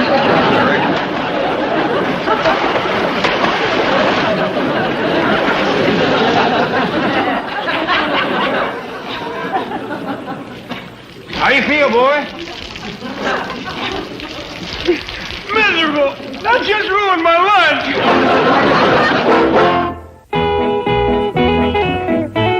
Ed, we gotta put a stop to that astronaut foolishness. Look how them rockets scorch Jethro's paint. Well, Miss Jane is fixing to get him off on another track, Granny. The boy's just looking for a quick way to glory. Well, if he ever comes down and misses that water, he's found it. Where's Jethro? Out frying off by my kittle fire. He'll be in directly. Miss Jane, how would you like to stay and take supper with us? We're going to have stewed chicken. He's going to have chicken soup, and not much of that. How come? While he was drying, old Gobblejaw's done some snacking. Well, I reckon flapping them wings around up there must have given him an appetite. I can't believe that Jethro would actually rocket himself into the air and expect to fly. That's all he can think about anymore. Ain't nothing in his head but space. You can say that again. Well, I didn't mean for it to come out the way it did. What I meant was the boy... I believe I let it stand. Well, all dry now. Oh, Miss Jane, I didn't know there was women here. I'll go get you some other pants. Meanwhile, Jethro, let me urge you again to take up the guitar and... Well, forget it, Miss Jane. My next trip, I ain't taking up nothing but a parachute. Uncle Jed, I was so busy up there, I didn't even have a chance to eat. How about that next trip? We don't want you making it. Oh, I got to, Uncle Jed. I sure didn't get no glory out of this one. Well, I think Miss Jean has got an idea for you that beats astronauting. Yes, Jethro, I have hopes of your becoming a folk singer. A folk singer? They get a heap of glory. Yes, picture yourself performing on the stage, appearing on television, in nightclubs, making records, the idol of thousands of fans. Mostly girls. Really? You're a star. All right, I'll be one. Yes, well, of course, first there is the little matter of... Look who's here. Howdy, Mr. Drysdale. Howdy. Hello, Miss Hathaway. Hey, I'm going to be a star. Yeah, the boy's going on television and everything. Jethro? Hey, Granny, give me my pants. Oh,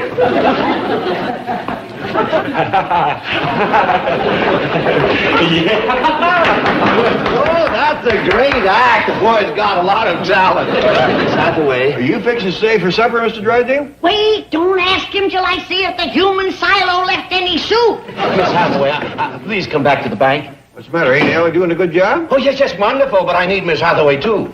Sorry, Chief, that is ex-chief, but I have an appointment to audition for a theatrical agent. Oh, please. Well, now, don't fret, Mr. Drysdale. Like I said, Granny'd be glad to pitch in and help. That's all I need. Well, that's settled then. Uncle Jed, can I borrow your Corton guitar? Well, sure, boy. Miss Jean's going to audition for her agent. You can go along. Well, let's go. Just a moment. Jethro, you'll need preparation first. I'll talk to the agent about you. Meanwhile, practice. Bye. No, wait! Please. I checked the chicken pot, Mr. Drysdale. There's plenty of soup. You can stay for supper. No, I can't. I need you at the bank. Well, then I better change. Where's he going? Well, I reckon he couldn't wait. Jethro'll drive you down. Oh, Miss Jane says I got to practice. Practice what? Folk singing. I'm going to be a star. Him? Miss Jean thinks he can sing in front of a big audience. Sure be a lot safer than astronauting.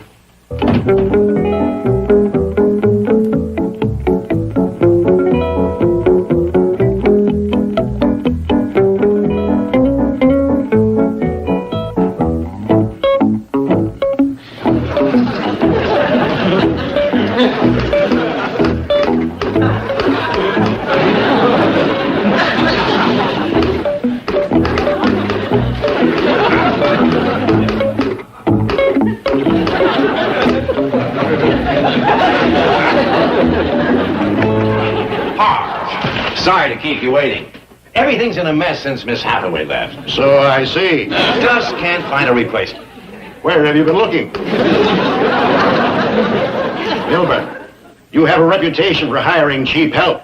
But isn't that overdoing it? Oh, that's Bessie. She belongs to... Now, come into my office and I'll explain everything while you sign the contract. No, thanks. If she typed it, I don't even want to read it. I'm going to start doing business with John Cushing. At least he hires high school kids. Elly May! Elly May! That goat eats security. I told you to get her out of here. Well, I did, Mr. Drysdale. I put her down in a vault, and now she's sick from eating too much money.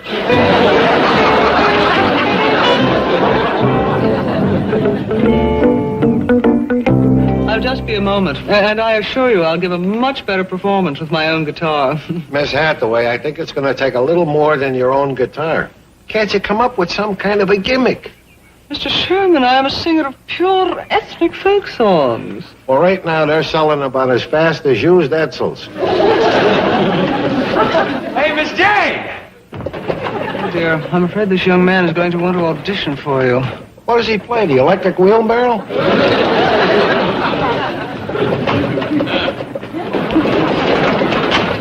till you hear this rascal, Miss Jane. Oh, Jethro Bodine, Kingsley Sherman. Oh, howdy. Hi. Where'd you get that? I made it myself. Kept busting the strings on my Uncle Jed's guitar, so I invented it. I call it the Bodine-phone. What does it sound like? Don't know. Ain't plugged it in yet. Come on inside and we'll try it out. You wait right here. I'll get my guitar and we'll return to your office. Are you kidding? This may be just a gimmick we're looking for. You can't be serious. Listen, the #1 record today is a guy playing an electrified garden rake while his wife sings with her head in a rain barrel. I got it. Why don't you two work together? Teams are very hot right now. There's Sonny and Cher, Horace and Mabel, Mommy and Dad. Those are the ones with the garden rake hit. Maybe you heard of it. Claire de Lune. Mr. Sherman, I refuse to be a part of any such travesty on music. Well, if your style of singing ever comes back, I'll get in touch with you at the bank. All set, Mr. Sherman. Got her plugged in. Okay, kid, let's hear it. Oh, my darling. Oh, my darling.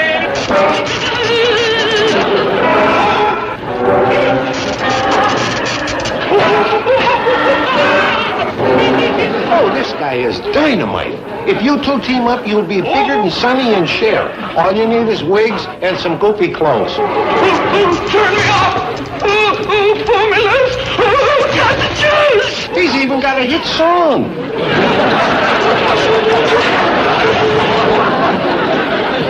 Oh, hold on.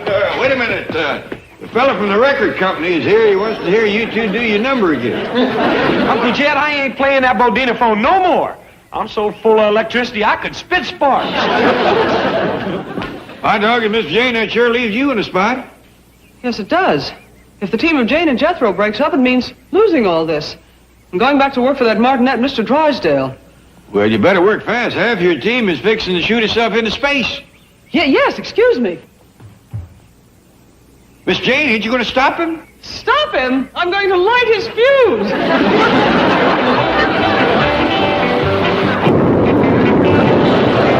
Bye, Jethro.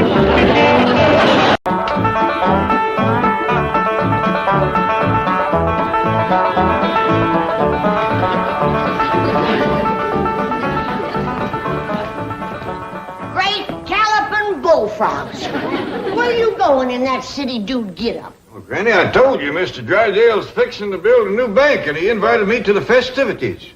And you're wearing them clothes as many barn raisins you been to? There's not going to be no barn raising, Granny.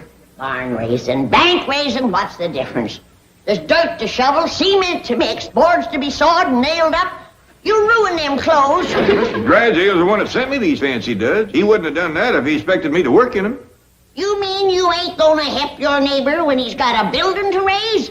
Granny, I kind of think Mr. Drysdale's going to build this bank city style, hire strangers to do it. A man has able-bodied neighbors and friends and has to hire strangers to help him. I say the world has took a sorry turn. Hey, Paul, something. He looks like a president or something, don't he, Granny? Yeah, he does bear a resemblance to Jeff Davis. Well, it's getting on time. I got to be getting down to Mr. Drysdale's office. Has Jethro finished washing the car yet? Oh, he's having it washed, Paul. Having it washed? Yes, Jed, city style. Hiring strangers to do his work for him. Well, Jethro says there's a new place in the neighborhood where they wash your car in just 3 minutes. 3 minutes? Yes, sir, and he wanted to try it out. Why, he's back already. Oh, you are sopping wet. Yeah? That's the last time I go to that there automatic car wash. What happened, Jethro? They like to drown me, that's what happened. I drove into this here place, and this fella says, hop out, buddy. I'll take that truck. I says, you won't neither. So I followed some arrows around into this here tunnel. I no sooner got inside, this dad-blamed cyclone busted loose. Cyclone? Worser! Why, water commenced to hit me from every direction. Steam shot up through the floor, and wind pretty near blew me off the seat. Did you complain about it, Jethro? Uncle Jed, as soon as I got out of that tunnel, I took off like a scolded dog. Serves you right for not doing the job yourself. Yes, sir, Granny. Ah, shoot! Bless you. Now get into some dry clothes, boy. I'm due over to Mr. Drysdale's office.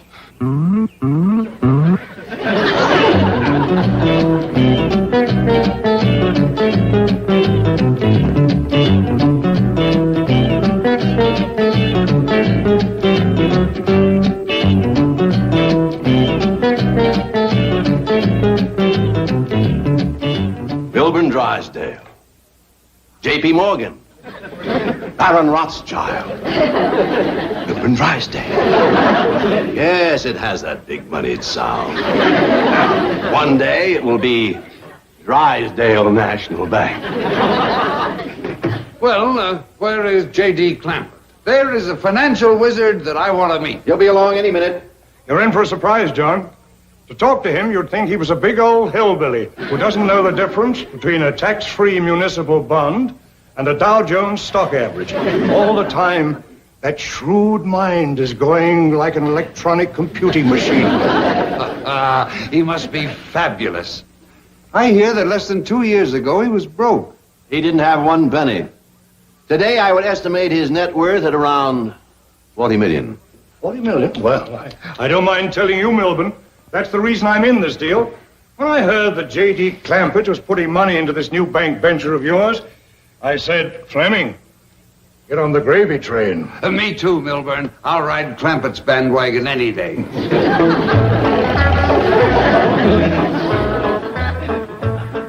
Oh, Jethro, you want to come in and say hello to Miss Jane? No, sir, Uncle Jed. She might take to chasing me again. I'll wait here. Oh, did you bring along one of them tickets the policeman give us for parking here?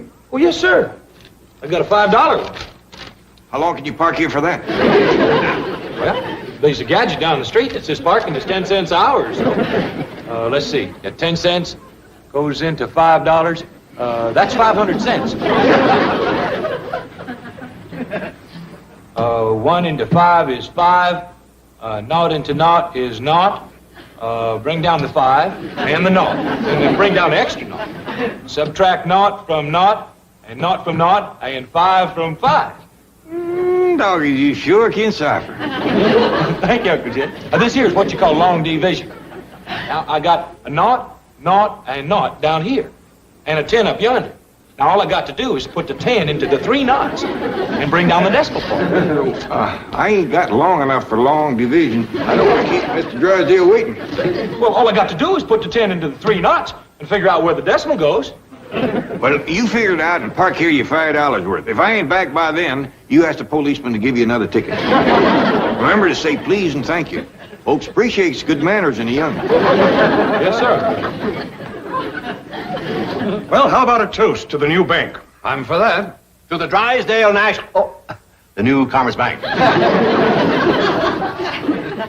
Doggone it, Milburn, where is J.D. Clampett? I had hopes of getting some tips on the market from him before the stock exchange closes. Me too. I want to ask him about grain futures. Well, forget it, boys.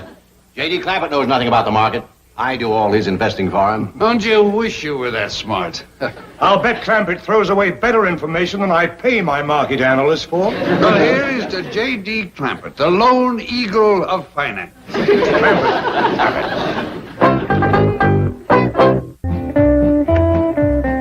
Oh, greetings, Mr. Clampett. Hi, Miss Jane. Remember me, Mr. Clampett? You bet I do. I'd remember even if you didn't have the name wrote right on your dress there. How are you, Beverly? I'm Marion Billington. Well, he's a mighty lucky man.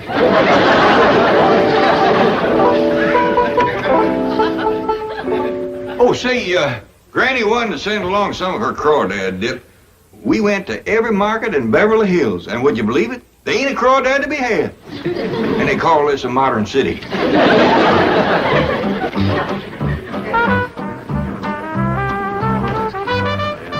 Oh, thank you. Thank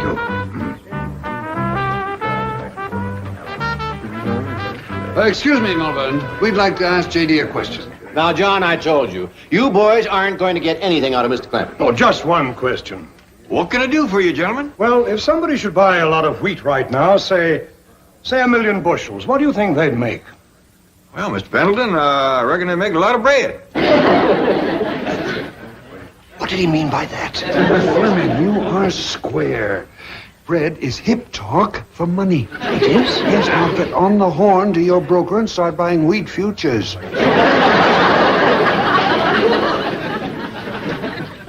That's a mighty big piece of ground, Mr. Drysdale. Is your new bank going to cover that whole field? Oh, no. Just a little portion of it. We'll be right in the middle of a huge development. Compared to some of the new buildings, our bank will be quite small. Hors d'oeuvres? No, thank you. No, thank you, ma'am. Mr. Clampett, what was that again you were trying to buy in the market? I thought I'd tell my boss so he could get some. Well, that's crawdad. Crawdad? Just common crawdad. You can't get it in the market out here? That's right. They don't seem to know about it yet.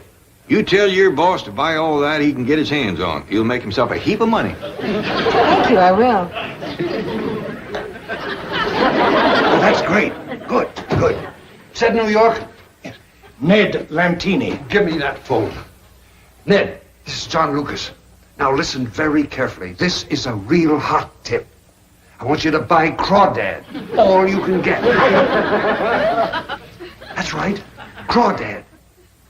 So what? A few years ago, nobody ever heard of Xerox. Hello, Ned. Fleming again. Buy me some of that crawdad, too. What? Common or preferred? Just common crawdad. Crawdad common. Come. But see what preferred is doing. All you can. Yeah. And let us know. Right. And Drysdale said we couldn't get anything out of Clampett. Open up. Unlock this door. Let me in there. Yes, come in. Oh, what's the idea? We've got to be getting over to the building site. Miss Hathaway, Right here, Chief. do we have the gold shovel for the groundbreaking ceremonies? Indeed we have, plus hammer, saw, trowel, and a gold nail in honor of the golden anniversary of Beverly Hills. Good. Now, if we hurry, we can get pictures taken in time for the evening papers. Well, I want my picture taken with Mr. Clampett. Me too.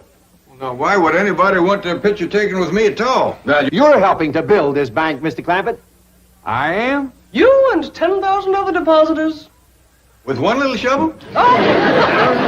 Chief, will you be wanting me to go with you to the groundbreaking ceremonies? No, you stay here and look after things. Like to ride with me, Mr. Clampett? Well, no, thank you. I got Jethro waiting. I got a stop to make. Well, see you all at the bank raising. All right, gentlemen, we're ready to go.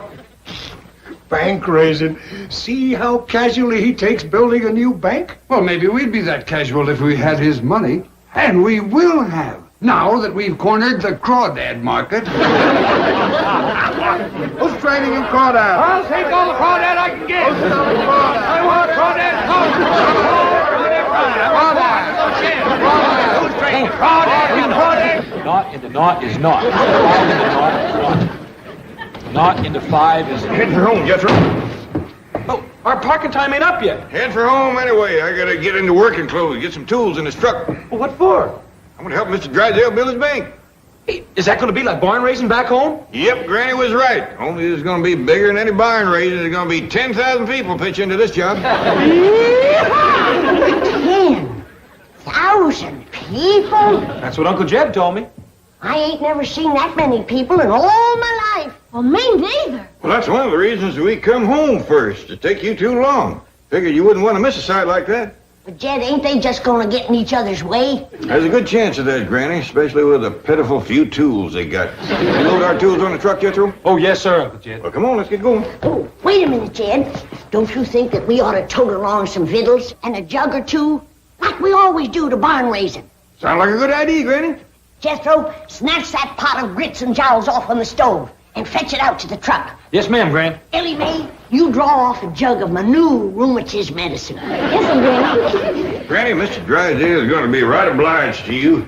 He was serving some little glasses of cider down to the office, but the stuff had done turned. Left it work too long, huh? I tell you, it had gassed up something awful. You gotta know the right time to tap a keg of cider. He had that little Beverly cater serving middle. That's the little girl that Jethro is so sweet on. Yeah, but she's gonna marry somebody else. No. Oh, it's all for the best. She'd have starved Jethro to death in 2 days. That woman serves as skimpy as helpings I ever did see. You don't say. Sandwiches no bigger than your thumbnail. And you know what kind of eggs they eat? What? Fish eggs. Fish eggs? She called them caviar. Little bitty things. Mess up 'em on a cracker or look for all the world like a charge of soggy buckshot. Did the folks eat them? Granny, you wouldn't believe the way them city folks was putting away fish eggs and sour cider. Mr. Drysdale ain't gonna have his bank put up in a hurry with them kind of victuals. Put it in the back of the truck, Jethro. Yes, sir. Now, them's victuals that I call stick to your ribs. We'll save them for the hardest workers. Good idea, Granny. Let her roll, Jethro. We're late for the barn raising. Bank raising? Yeah. We're just about ready to go on the air, Mr. Drysdale. Mr. Clampett isn't here yet. We can't start without him. Well, I'm afraid we'll have to. This is a direct broadcast, and my cue comes up in 30 seconds. All right. I'll stretch my speech. What do you suppose happened to Clampett? He's probably on the phone to his stockbroker. Yeah, trying to find out who cornered the crawdad market. Honored guests, citizens of Beverly Hills, ladies and gentlemen of Radioland.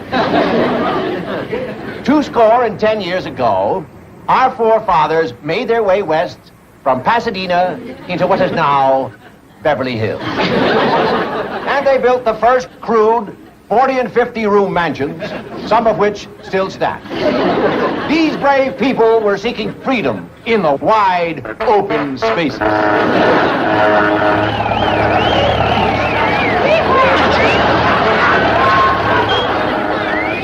Ladies and gentlemen, for you listening on radio, let me explain that the commotion and laughter is being caused by a truck full of disreputable vagrants. And here they come again. They circle the stand. Somehow this motley collection of tramps made their way inside the city limits of Beverly Hills, careened past our speaker's platform, obviously intoxicated. Please! Don't worry, Mr. Drysdale. The police will have those drunks under arrest in no time. This is Mr. Clampett, my guest of honor. We return you now to our studios for a brief interlude of recorded music. Jed, I thought you said about 10,000 people was going to be here to help raise this bank. That's what Miss Jane said they was counting on. Well, all but about 100 of them changed their mind. Well, don't worry about that, Granny. We raised some mighty fine barns with less than that.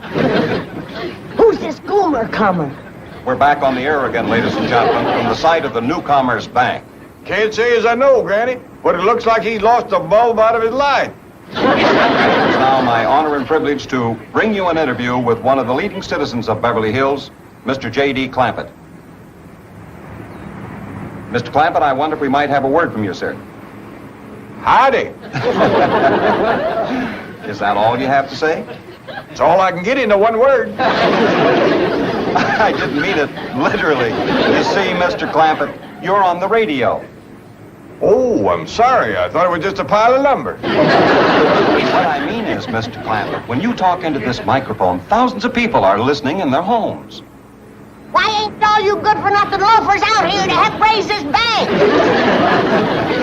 We return you once again to our studio for another brief interlude of recorded music. Hey, Granny, you know something? I've been all over this place, and they ain't got no victuals. You hungry, Jethro? Well, heck no. Well, then stop worrying. When you get hungry, there's a whole pot full of grits and jowls on the truck. Not no more. That's why I ain't hungry. Hey, Paul, they want you to come over and get your picture took. I don't care if I get my picture took, Elly. I'll just sit here till they commence work. Well, they better come in, for the sun's going to set on them. That's for sure. Ain't more than about 2 good working hours left. Hey, Paul, there's commencing now. Look, Mr. Drysdale's going to shovel. Mr. Drysdale is now putting a foot on the shovel and attempting to get the first spade of dirt, which seems to be a little tough to do right at this time. Very successful with the small spade of dirt. Cameramen are taking pictures of him. You call that shoveling? Them city folks sure think a heap of it. They's clapping to beat the dickens. He's taking a picture of him, too.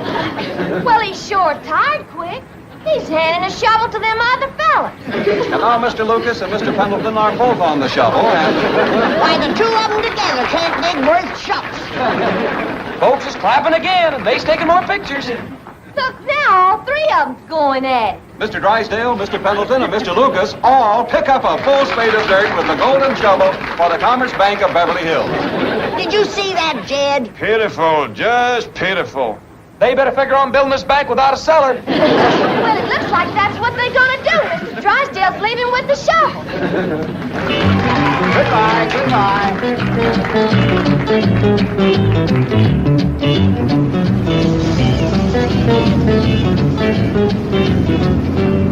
Where's he going? I reckon he had to get back to the old bank to pack up all the money and stuff and move it over here. With all the rest of his friends helping, I bet you we can build his new bank before he gets back. Well, let's get to it.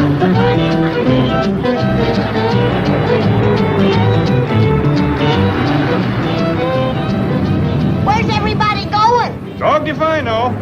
Shame on you lazy loafers. Come back! Hey, there's the bank to be put up. Come back! You're whistling to the wind, Elly May. Them fair weather friends are scattering like young'uns let out of school. The minute poor Mr. Drysdale's back is turned. Well, we might as well go home, too. Now, hold on. Mr. Drysdale finds out about this, it'll break his heart. Well, what can we do, Paul? We can put up his bank for him. That's what we can do. Just us? It'll get dark on us, Jed. Full moon tonight. We can work right on through if we have to. Now, Jethro, you and me'll commence toting the lumber. Elly May, you get the tools. Granny, you take your sharp stick and mark off a bank on the ground. I ain't never marked off a bank. It's the first time for everything. Now, come on, get busy.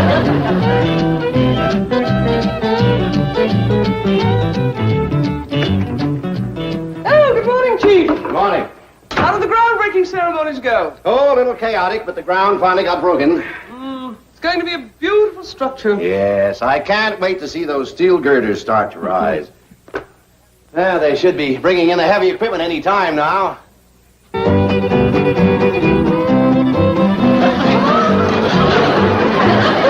I can't believe it. What is it, Chief? What do you see? Never mind, you wouldn't believe it either. Now, let's get over there.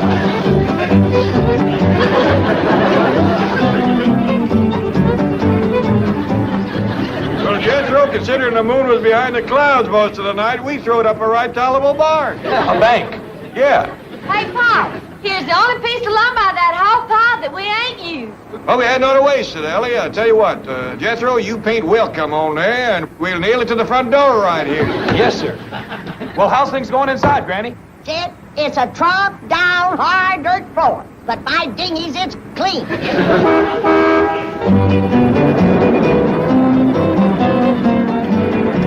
Morning, Mr. Drydale, Miss Jane. What is this? That's your new bank. Yeah, we'd have made it bigger, but we run out of lumber. Did you four build this? You can bet your life that we... Mr. Drydale's friends built his bank for him just like he was counting on him to. Yeah, that's right. They did. They sure did. Yeah, they did. It was a dandy bank racing. Too bad you missed it. It's a magnificent bank. Isn't it, Chief? Oh, yes, it's great. It's beautiful. It's terrific. It's fabulous. It's stupendous. Mr. Drydale, Yeah. your friends done the best they could with what was here. But if I was you, I'd give some thought to putting up a bigger, stouter building later on with maybe bricks and cement and all. By golly, I may just take your advice.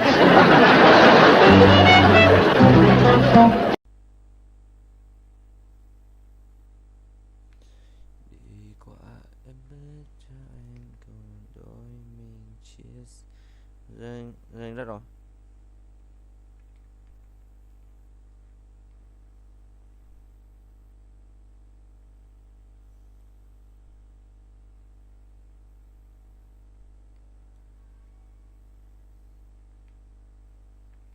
Chúng ta sau này. Đây rồi.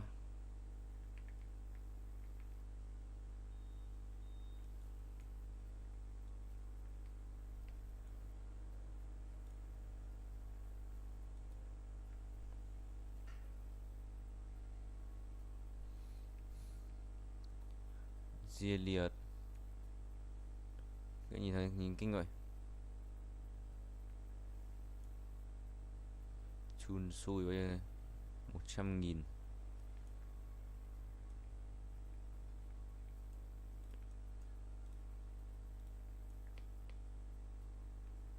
Rookie card.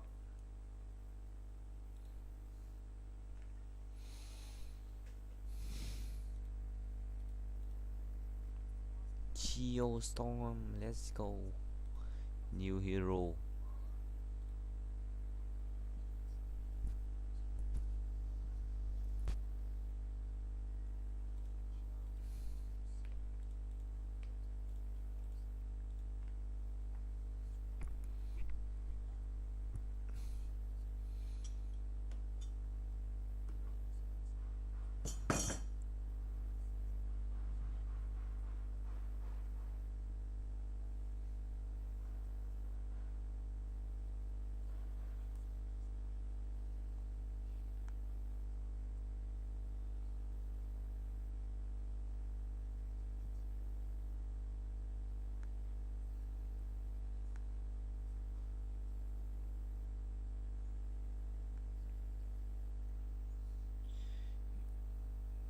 Màu hồng cái gì đấy.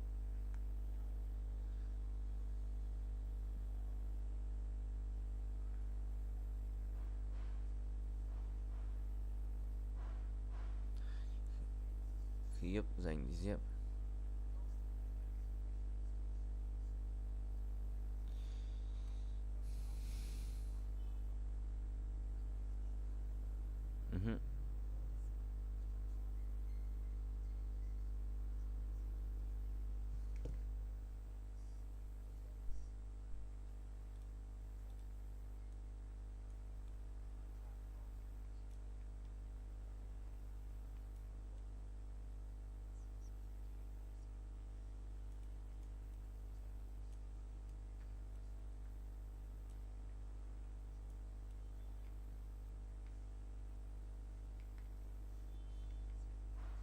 Yep.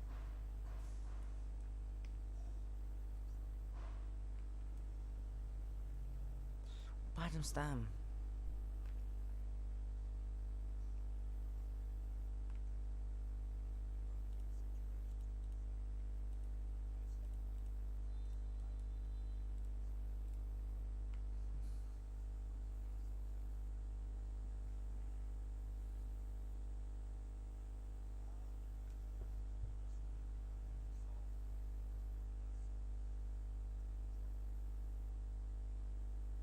Chin 29.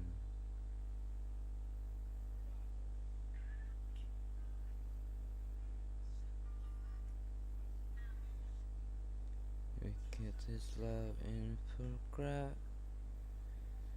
We get them ready for ourselves. Well, I was never closing, heart was never broken.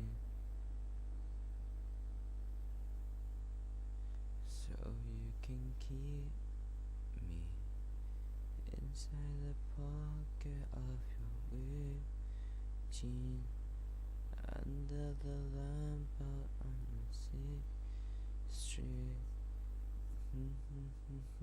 Just your soul, wait for me to come home.